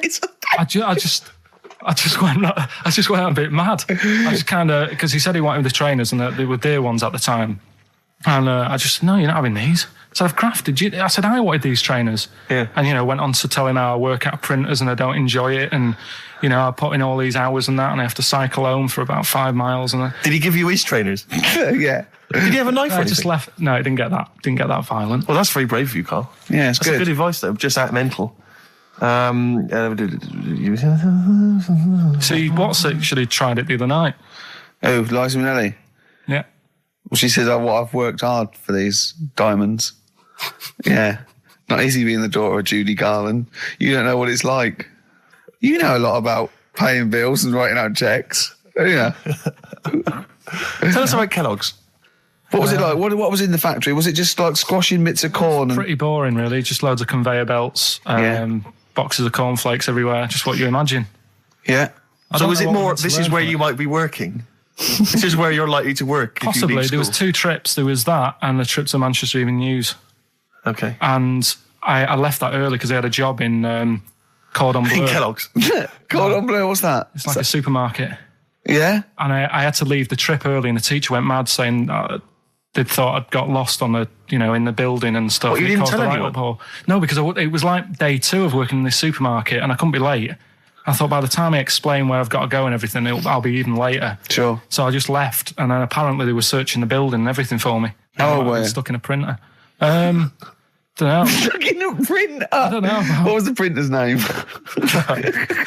You worked at a supermarket called Cordon Bleu. Cordon Bleu. brilliant. That's great, isn't it? It's rubbish. Oh. Got sacked. You had What did you get sacked for? Messing about in a back in the car park round the back. Yeah. Right, there was a grid, and all the concrete had gone funny. So when it rains, you got like a big lake. Oh, yeah. Right. And I got in, do you know those big metal trolleys you get to like put all the food in whilst you... Oh, yeah. And I got in one of them and pushed myself out into this lake. Of cement. No, Of water. full Oh, it of was water water, 'cause it'd been right, raining. right. And I got stuck in the middle, right? And the boss was like, where's Karl? He's meant to be doing, facing up the beans. And I was like... And you were stranded in a lake. So someone said, I saw him messing about out the back. He came out and saw me stuck in the middle of this lake in a trolley. And he said, get back in. I said... Would you say, no, I'm filming sharks? I said, it's too deep. I can't get out. You'll have to pass me something. And he said, I'm not passing you nothing. He said, you can get out of there and walk through it. I said, I'm not. I've got my trainers on, probably the same ones. Yeah, you've risked actually. your life for them. Yeah. I said, I'm not getting these wet. He said, what are you going to do? I said, I'm going to wait for the water to go down the grid. He said, the grid's blocked. Now get out or you're sacked. I said, well, I'm not getting out. He said, right, you're sacked. Right, well, it's time for White Van Man, which is where we ask Karl the questions that the Sun asks someone else. Exactly. It's an article in there where they ask them, typical man on the street, the big questions of the day, gives them their platform to the nation, and we think this is just too good to let out because we only care about one person's opinion in the country now. That's true enough. He's the K-man, and there he is. There he is. Right. What do you make of New York's ex-police chief saying we need more bobbies on the beat? He's come over here. He's the guy that sorted out crime in New York City. He's come over. He said, "You're going all over the place here. You need more bobbies on the beat, more policemen, a visible police presence." There was something last week about some copper in London who was sat on a bench, and he was asleep or something. Oh, yeah. And people were like outraged because like he should be looking after England's people, not nodding off on a park bench.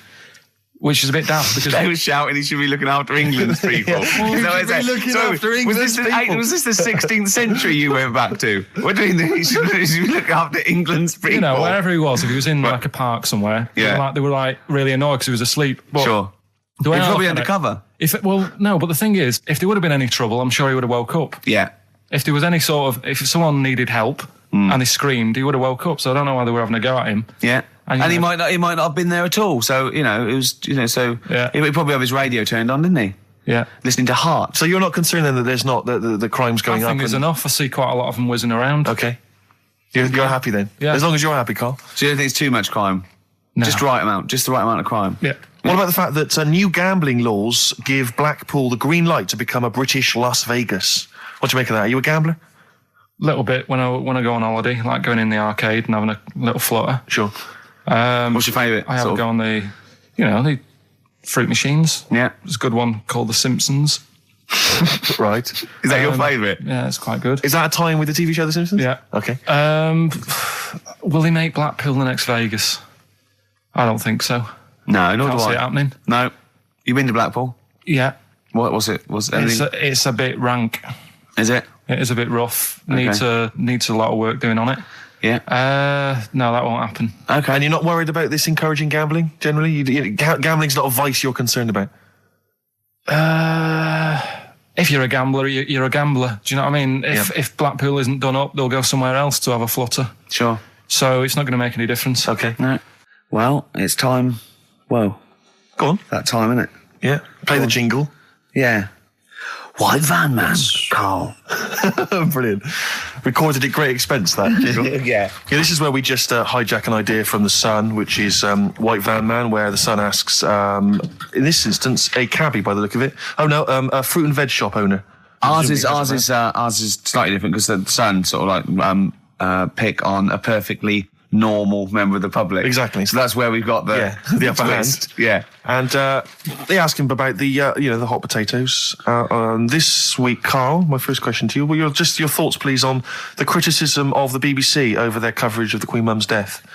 What do you make of this? You're aware of all the criticism that Peter Sissons asked some probing questions? No, I thought it wore a burgundy tie. I thought that's it. Yeah, he just it didn't show respect. He just had a burgundy tie on. See that's not really not showing respect, is it? No, it's not. You show your respect by sort of doing the news on it, giving her a bit of coverage, and showing what publicity, what a good woman she was, or whatever. Yeah. And then you move on to sport news or whatever. Do you know what I mean? Yeah. I totally agree. I don't like the way everything's morbid. I was thinking about it. It's like, the way in birthday cards and that, people always put funny things in them. I think you should save things like that for funerals, for like funeral cards and that, and try and cheer people up at times when they're low. Do you know what I mean? Because on your birthday, you're quite happy anyway, so you don't need someone putting a funny comment in a card. I think, when you send a card... What would you suggest? Well, you know, whoopee cushion, but on the vicar's chair. What? How would you liven up with the children? Just little things in the card. I mean, you're just writing stuff like, well, you know, at least you're still alive or whatever. So as you're giving the eulogy, that'd be good. So supposing someone's husband's killed in a car crash, you go around with some flowers and a little card, and it says, "At least you're still alive." Well, maybe something funnier than that. well, maybe like if you got up to give the eulogy during a funeral, just wear a pair of comedy tits. Yeah, or those glasses that are eyes on sort of springs. But why has everyone got to be so sad about someone dying? No, what annoys me is that when you see the people on television, the sort of members of the public, and they're crying about the Queen Mother, who was sad when anyone dies, sad when anyone nan dies. She was 102, and it's sort of like I think they should cry. Well, there's a picture in the paper today. I don't understand it. There's a picture in the paper today of various people who were lining the funeral. Kind of route yesterday, and there's a picture of a very young child, maybe sort of 5 or 6, on the arms of her dad, and her head bowed, and it says a young girl there weeps for the Queen Mother. And I was looking at it, and you can tell she's just tired. Well, she's just tired and bored. It's so transparent that it's not crying. It's most just what people are we cry doing when their here? nan dies. Exactly. You know, it's sort of like. But what is a 5-year-old girl going to be? Why is she going to be crying? The Queen Mum said, I can't believe it. Yeah. Teletubbies? No. The Queen Mum. Oh, not the tweenies. No, it's all in a minute. Yeah. It's like, oh dear. I mean, I know. I'm sure, I don't know much about her. I don't know if she was a great woman. And obviously, it's always sad when someone dies. But it's interesting that there was a lot of tourists in that long line of people that are now queuing for hours upon hours to see her dying in state. Because it's clearly just people who want to be a part of history. Must be gutting if you're over from Sweden and you find out that the Queen Mum's died. Oh, you must be devastated. You probably don't want to carry on with your visit. Exactly. Really. Okay, listen, Carl. I think we've covered that. What do you make of the? What do you make of the first genetically modified baby? Oh, are you worried about this? Do you know what did they do? What? Let me see what it says here. Isn't it just choosing the eye colour? Well, this is the concern, isn't it? That in the future you'll be able to decide whether it's a boy or a girl, how intelligent it is, what it looks like, is it handsome, is it ugly? Obviously, no one will choose an ugly baby, and so on and so on and so on. And so it means that where will it lead? Where will it end, Carl? Are you concerned? I've thought about this a lot. What will us three look like in the future if they're being, genetically modified, beautiful people? What will we be like? How will we be considered in society? True, yeah. But we've talked about this before, haven't we? About the cloning thing. Yeah, that's a bit weird. Yeah. But I don't think it matters because at the end of the day, right, you might look like some other kid, but it's the way you're brought up that will change your features and the way you are, your personality. If you lie, you get a long nose, don't you? Well, no, but listen, right, because I remember when we, I was growing up on this estate. This is going to be good. Go on. No, it's not. It's just an example of how this doesn't work. Go on. So we don't need to worry, sort of thing. Sure. Right? Okay. So I'm growing up on this estate, and there was this woman about 4 houses down, right, who's a bit rough. All right. Didn't fancy her. Oh God, no. Right, but she had a baby. Well, tell me about her first. I'm interested in this woman. Why was she? It was a very. So like a man in a dress. I mean, I didn't grow up in a posh house or anything. And I'm not saying that if you live in a bit of a rough house, you're a bad person. What did she look like? But anyone can tattoos, clean up. Looked like Tony Green with a fag on. They didn't clean up much, right? Oh. Which even if you've not got a lot of money, you can still try and make the place look nice. Yeah. Right. But she didn't, and a kid used to take a horse into the house. Sorry. Whoa, Neddy. What do you mean a kid used to take a horse into the house? Where did he get a horse? Must have nicked it from somewhere. Must have done. You've seen a horse in it? No. What, is that from outside the saloon round the corner? Yeah, was it just tied up with a bit of leather? Right. Oh, that's great. Did Big Jake come looking for it? I'd been out. Oh. So let me get this. This was before the lynching stopped or after? Where did he get a horse from? What do you mean he must have nicked it? His mum said, where'd you get that from? I bought it. All right then. But keep it out the kitchen. I don't want you going Catlin rustling. Where did he get a horse from, Carl? And how long did he have it for? Was he leading it or riding it? Mum, open the door, I can't stop. I can't stop it. Open the patio door as well. Looks like we got us a runaway. What do you mean? I don't know, but the thing is they couldn't afford to buy one because they're not cheap. So I'm just guessing. Maybe that's wrong of me. But I think... He had a horse? Yeah, right. So that's why the family didn't have any money. They'd spend it on the horse. No, I don't think, that's what I'm saying. I don't think they would have bought it. So anyway... Yeah, it's wise to whisper, Carl, in case they're listening. Yeah. And they could be in the room next door. It's not buying it, it's keeping it as well. Oh, so I was like in the car with my dad coming into the avenue, and you used to have to drive down it to turn round. And, and you know, sort of go back to our house. You had the traditional method of transport. Yeah. And the horse was in the lounge. Reading a paper. Just like walking around. What? And when I was doing, I tried to earn myself some money once by flogging little flowers in plastic cups. What? This is genius. It just keeps coming. What do you mean you're trying to flog little flowers? What do you mean? Wait. Let's play a record. Let's play a record and come back to this, because it's always going to just unravel and unravel. It's going to go on for hours. Let's play a track, deeper Carl. and deeper. It's like an onion, isn't it? We've created a whole world here where there's a man living with a horse. Just walking around the lounge. I come from the West Country. I've never heard anything like that. I just think of a big sort of like orange carpet, and it's got a rediffusion telly, and this horse going, I'm fed up in here. Exactly. This is really... I am not taking the rubbish out again. Yeah. Right, play a record. Let's have Velvet Underground. We've got that lined up. Oh, the classic from the first album. I'm Waiting for the Man. Let's come back to the horse in a second. Little flowers in pots. What do you mean? Well, that bootleg's going under the name of Nothing, Miss Jackson, I think, by Meats and Poultry. So there you go. I do love these bootleg things because they're so pointless, but they're so enjoyable. Yeah, it's great. It's fun to do. Yeah, exactly. They're really good they're fun. Great. But not as much fun as White Van Carl. White Van Carl, absolutely. Do you want to explain the premise? Well, we take the Sun, ask someone else, and ask Carl. It's as simple as that. The Sun have just taken a normal person. We flipped it. We're going to ask Carl the same questions about the week's news. Yeah, just basically your opinions, Carl, as ever. What do you make of, well, obviously the big news, David Beckham's broken foot? Is this a big concern for you? No, I mean, he's sad. You know, it's sadder for him more than anyone, because, you know, to like be in the World Cup is like the main thing for him, isn't it? Yeah. But he's still a young lad, and I don't think he'll give up. I reckon he'll still turn up. He'll be all right. And, yeah, good luck to the lad. You know I like David. I'm not going to slag him off. Voice words. Yeah. He says that like he knows him. Like he's popping round for drinks later. Yeah, like we tried to stitch you up. Go on. But obviously yesterday, was it yesterday? I think maybe Thursday. The Sun printed a big picture of David's foot and encouraged everyone to touch it at midday, because hoping that this would somehow, if we all thought and prayed together, somehow that would help his foot heal. Do you believe in that? No. Any belief in that? No, you're going down the old like Yora Geller route, aren't you? Sure. I know, it's stupid. Yeah. I'm sure. I mean, it's nice effort and everything. It sort of cheers everyone up. Hold on, you believe in ghosts and warlocks and licking toads? Why is that any more stupid than all those things? It's not going to work, is it? All right, fine. It's rubbish. Okay, what about this then? There's apparently now available £1.5 million apartments available on an exclusive ship which sails around the world. Yeah, it's like what do you make of that? It's a huge thing, and you live on it, and it's. I mean, in theory, how big is it? It's mental. Do you know it's like huge a town centre. Do you know how like people said that the Titanic was the biggest ship? Was that only then? They've got bigger ones now, haven't they? Yeah, a lot bigger. Oil tankers are much bigger, and. Yeah. No, but actual liners are big. Yeah. It was the biggest then. Yeah. Because my mum told me that there was one that was that big that it had like rough areas on it.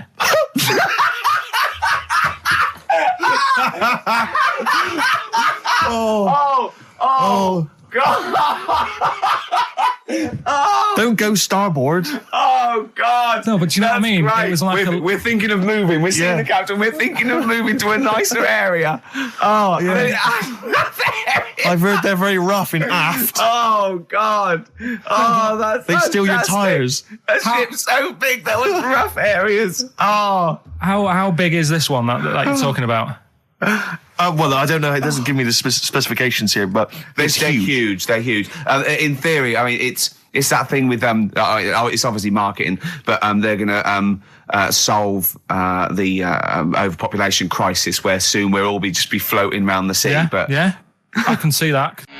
Shining on XFM 104.9. We're doing White Van Carl.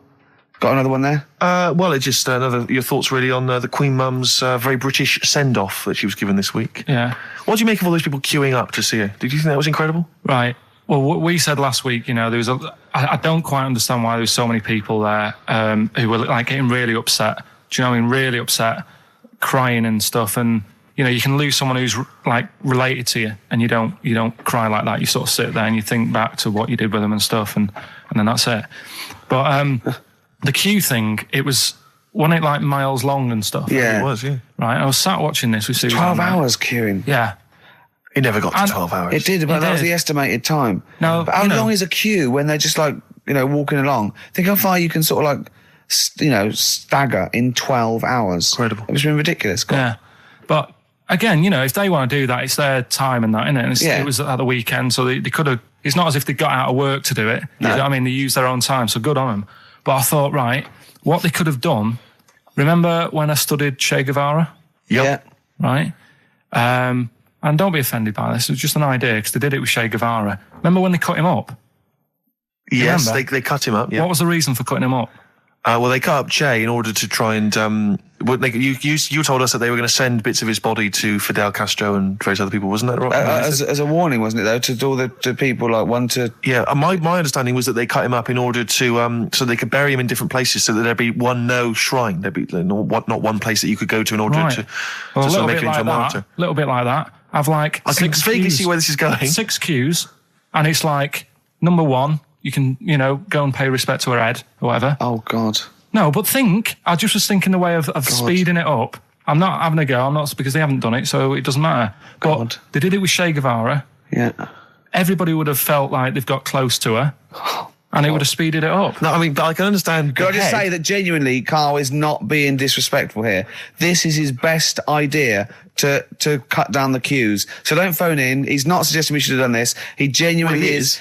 But I mean, he's not doing it to be nasty or wacky or he thinks this is a good idea. So can I just throw a thought at Che Guevara, who was like a powerful man, he did a lot for the world and what have you. Yeah. And have you heard that? I feel slightly responsible for this because have you heard of the quote, a little knowledge is a dangerous thing? Yeah. Okay. Steve, next one? No, just a very quick question. I can understand those that have queued for 12 hours to see the head. I'd be a little bit annoyed if I got there to find a toe. I'll tell you what, though. I'll tell you what they could do without chopping her up. They could put about 9 queues. Each could see each hip she had. That's true enough. Because she's had about 9 of them. Yeah. So it'd just be, if you want to see the whole body, it's a 12-hour queue. If you just want to see a couple of the hips. Here's another suggestion for you, I just thought, right? What?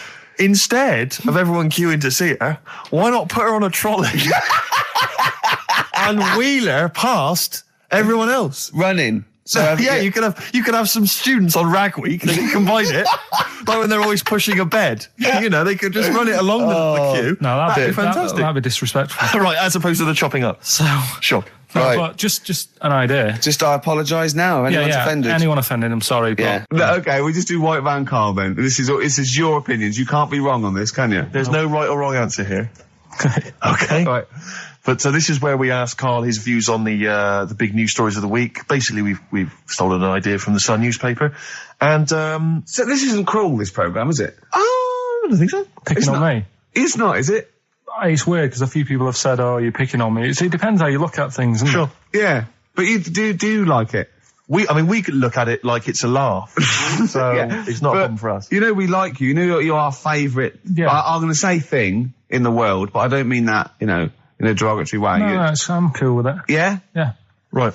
Okay, so your views, please, on the fact that attitudes are changing to the possible marriage of Charles and Camilla. Oh, what do you think of that? The roars at the moment, because the recent tragedies are apparently high in the polls, and people are coming around to the idea of Charles and Camilla getting hitched. What's your thought?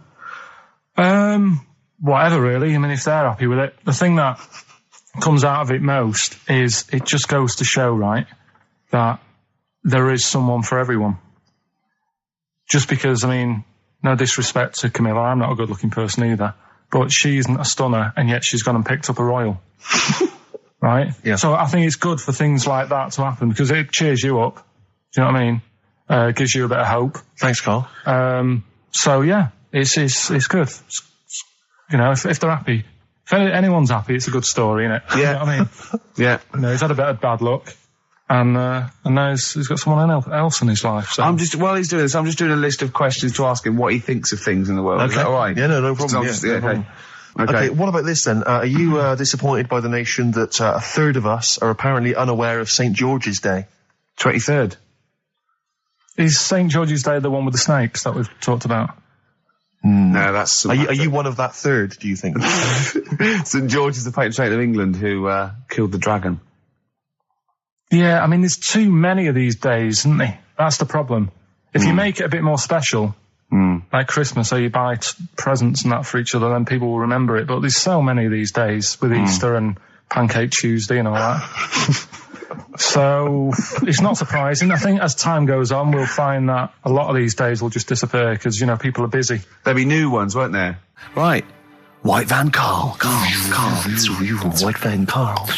Yeah, this is where we steal the White Van Man column from The Sun and basically fire those questions at Karl, getting his opinions on the week's news. Okay, Karl. Okay, what do you make of this? David Beckham apparently was driving despite having an injured foot and just further threatening his World Cup chances. And obviously, you're a big football fan. Well, I'm not that big. I like the odd game. Sure. Would that hurt him? Would that hurt his foot? It can be good. Is it in a plaster? It's not in a big cast, Sure, is it's it? better to drive than it is to walk on it. Good point. Fair enough, yeah. Cool. Can't argue with Can't that. get the bus, can he? Okay, and what do you make of this fascist leader who's having a lot of success in the French presidential elections? What's he doing? Have you not come across this story? No. Right, this is one of the big political stories. He's got a far right that got nearly 20%. He's a far-right fascist leader and he's having considerable success in the French elections. I don't think we should be asking Karl questions like this. Not something you've got to I'm getting scared. There's all sorts of bad stuff going on in the world that we don't know about. Yeah.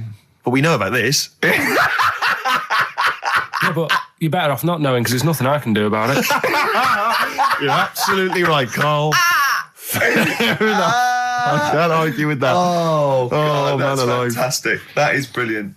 White Van Karl. Yeah, White Van Karl. I mean, for those that don't know, we do this... we ask Karl the questions that the Sun asked someone else. That's right, the Sun every day asks some, average Joe, his views on the week's big stories.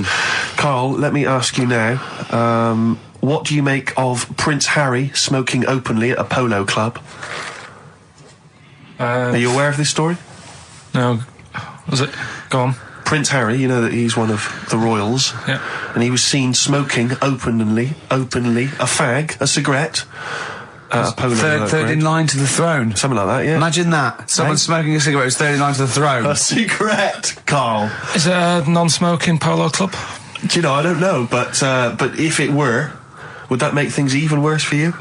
Well, no, yeah. seriously, what do you make of it? This is, the whole, the furore is he's a role model, he's a royal, should he be seen puffing away in a public place? I don't think it matters, does it? Not a concern for you? How old is he? Is he old enough to smoke? I think he probably is, yes. Right, yeah. Well, I think the trouble with this role model thing, with anything that's legal, it should either be illegal or not. Yeah. I just don't think you can impose things like that, because you could say that it is bad for you, and it is bad to start smoking, and it really is bad for you, it causes cancer and everything. But everyone knows that, don't they? Well, yeah, but you should either make it illegal or shut up about it. So this is Karl you're asking, isn't it? I am indeed. Sorry, So we can throw these questions your way as well if you fancy. Sorry, yeah. But it doesn't matter. But Karl, what are your views generally? I mean, it's obviously cigarettes are perfectly legal and so on, but what about stronger narcotics? Because I know you're very scared of drugs and stuff, aren't you? I'm not a fan.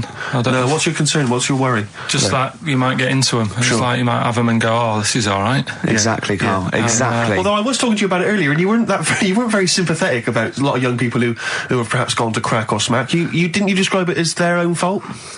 Sometimes it is, isn't it? Yeah. I mean, I could have turned to it where I grew up, but I said, well, don't want to do that. It's not good for you. Sure. And I avoided it. You turned to ghosts. So you've got no sympathy for anyone who's a drug addict?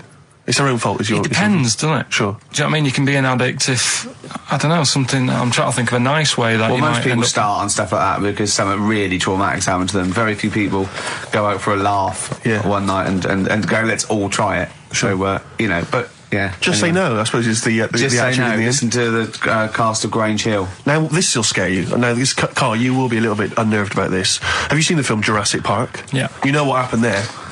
Well, according to the Sun here, it says scientists are planning to clone mammoths for a theme park. Look at his face. Look at that. He looks like a dog caught in the headlights of a car. He's terrified. I love Karl. He sprung to attention Karl. there. Is that the best news you could have? Man moths.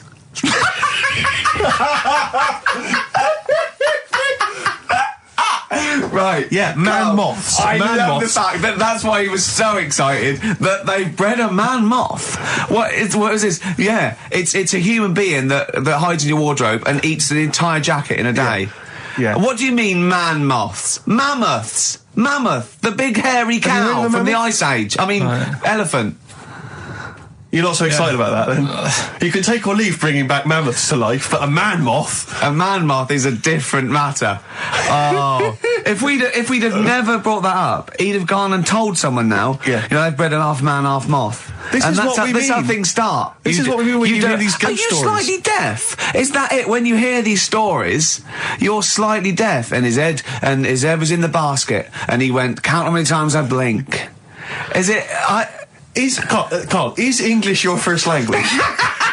Are you actually foreign? Is that the thing? Yeah. Should we speak when we say slower? foreign, we mean not of this planet. Yeah. Should we speak slower? Would that be a help to you? No, go on. Next What do you one. make of Do that? you think that's good? The Would you think idea that's of good to bring back mammoths? prehistoric animals. These giant elephants. They're slow, aren't they? It's not as if they're going to, like, get out and run fast and they can't capture them. They'd probably be a Like fence, to be elephants, honest, aren't Carl. They'd probably be a fence. No, but I'm Big saying, fence. but you're asking it as if, like, oh, it could all go wrong, but it couldn't, could it?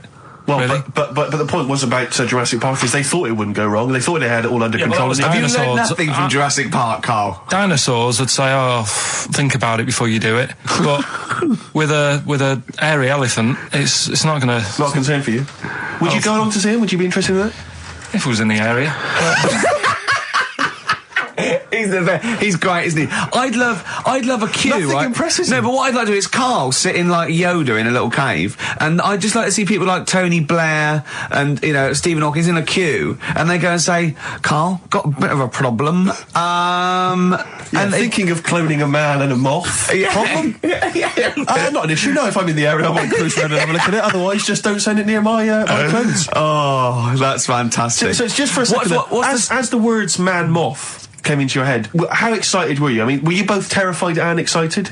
For the moment when you thought that they cloned a man and a moth? I pictured... What kind of face did he have? Did he have the moth's head, or was it a man's head? Just a little man head. Right, what was his face? What did it look like? He just was like a bit shocked. Perplexed, yeah. Yeah, so it was like he'd been grafted onto the body of a moth without his consent. And when he was asleep, he'd woken up. He just went in to have a goiter removed, and they said, "We've He replaced woke your up with goiter with the body of a giant moth." Yeah. Is that all right, Mr. Jenkins? So he had the head of a little. Was it a little boy or a man? little man. Right. Okay. And he's just bumping into a lamp. Just running into a lamp. If you went into hospital and they'd done something, what's the worst thing they do, right? What would you rather have done, right? You wake up and you've got lobster claws for hands. Right. You wake up and you've got duck's feet. Or you wake up and you've got one horn coming out of your head. The worst thing, Yeah. probably the horn coming out of my head. Why? Get in the way. That'd be useful, wouldn't it, in fights and stuff? And for like parties, people would play Well, I suppose quoits. the lobster claws would also be quite handy there. Definitely. Listen, we haven't done it for a while. White Van Man. I thought there's some interesting questions raised today, and I think it might be nice to just throw them Carl's I think we direction. set Carl up again in the last hour as a person that people want to know Yeah, they want to his know what he's opinions thinking. on the world. Well, if you're not familiar with it, on Saturdays, the Sun newspaper asks a typical white van driver questions his opinions on the week's news, and we thought we'd throw these in the direction of Carl. And then, what do you make of this teenage thug, Carl, Mickey Carroll, who spent 4 months in jail and he's won 9.7 million on the lottery? Is that justice? When you think of all the good people that are going hungry, and there's a lad there and he's won. Did he buy the ticket before he went in? No, I think he bought it once he'd come out. So he's done his time. He's done his time. Fair enough then. He's been punished. Yeah. Right. He's bought a ticket. He's had a lot of bad luck. Mm-hmm. Now he's having a bit of good luck. All right, next one. Are you concerned that now he's got all that money, he could turn into like a sort of mastermind villain? You know, like a James Bond style villain? He's got a criminal streak, we know that. Is that a concern for you? Well, we imagine don't. that he could build some kind of underwater We fortress. don't. With my lawyer's hat on, we don't know that. Yeah, well. Well, he'd have to prove that he didn't have a criminal streak. I'd say you've been in jail for 4 months. Yeah, well, sometimes people are bad because they haven't got any money, so he might be Interesting an point. angel of gold now. Or whatever his name is. It's a long time since we've had any White Van Carl. For those that don't remember this particular hot feature, we basically ask Carl some of the questions that are asked of a White Van driver in the Sun. They always have this on Saturday afternoons. Anyway, here's the first one. They're not fascinating, Carl, but I'm just interested on your take, really. Yeah. What do you make of Cilla Black quitting Blind Date after her husband sent a message from beyond the grave? You familiar with the I didn't story? know that. What's that? She went to see a medium, and supposedly her husband passed on information through the medium, which was incredibly vague, but persuaded her to quit live on air. Well, it's about time, isn't it? If even dead people are saying, enough's enough. But I'll tell you what, though, talking about ghosts and that, do you know how I'm into them? Yeah. Right? How weird do you think this is, right? Well, it's not true. Before you say it, play a record. No, go on. Go on. Right, it's this woman. I don't even know if it's ghost, really. It's just a bit weird. Sure. Yeah, sure. There's this woman, and she's not a woman, she's a kid. Sure. Okay. She's walking down, like, a street in her area. It's a nice day and everything. Everything's normal. She's walking down, and a woman comes up, cycling past, right? The woman on the bike looks at the kid, absolutely terrified, right? Got a really scary face on her. Yeah. The kid's thinking, why is she doing that? Yeah. Right? So anyway, she thinks nothing of it, goes, I think she was playing in the park or whatever, goes and has a nice day. About 15 years later... Oh, right, yeah. She's, I don't know, I think she was going to work, right, on a bike. She was riding her own bike? Riding her own bike, cycling down the road. Oh, yeah. Looks at the kid. That's the thing that happened, like, 15, 20 years ago. Right. It's her on the bike looking at her as a kid. Right. Not another child. No. So it's her, she's seen herself. Carl? I mean, I don't know where to start. Firstly, where's this information come from? But, I mean, why do you ever... I mean, I don't know what part of that you think can be true. I mean, honest, I'm speechless. I don't know what to say. What are you talking about? Bit weird, though, isn't it? But it's not true. It didn't happen. Nothing happened like that. She said it did. Well, then she's wrong. She said she saw herself. She saw herself as a kid, didn't she? Did she carry on riding and as an adult when she was a kid. Did she stop and talk to herself, or did she ride on by and think, that's a bit weird, there's me as an 8-year-old. I won't stop, I'll be late for work. Yeah, if I'm late again, the boss said he'd be in trouble. Yeah. Well, and where is this information? Did it happen to someone you know? No. You overheard it on the bus? No, it was in the 14 Times. We've had a lot of emails saying, could you bring back White Van Karl? Oh, yeah. Which is that section of the show where we ask the questions that the Sun asks someone else, random punters of Karl. But sadly, recently, they've got very politicised and very kind of, basically a little bit depressing.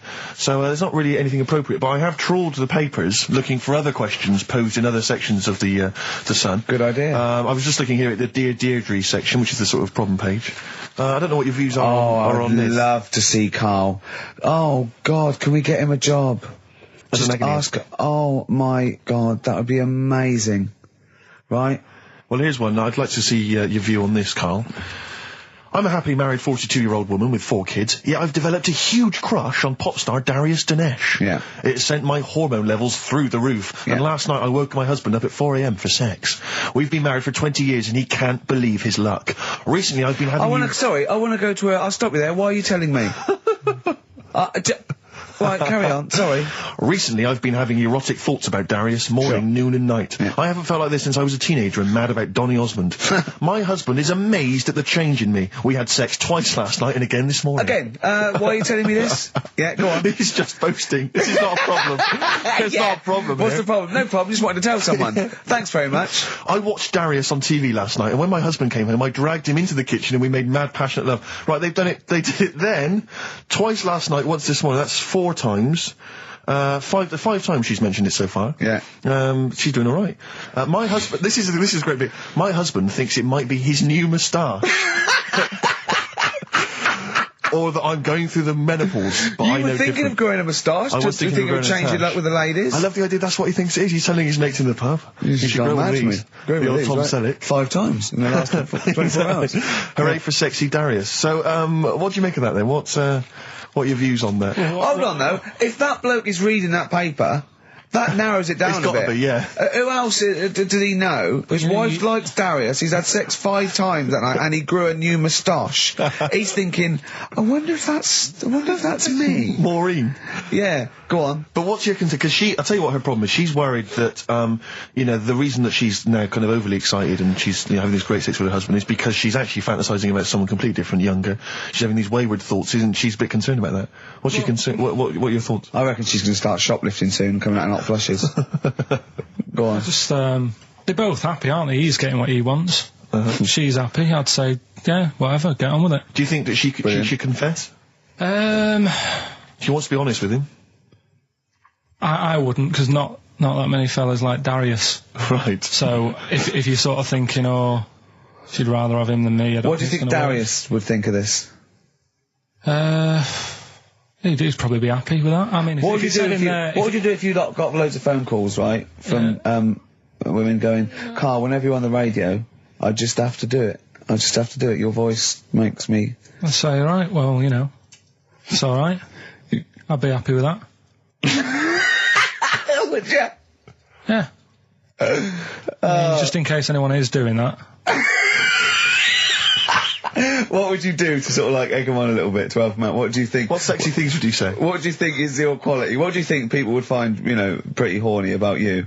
Is it your sort of mank wine, do you think, that?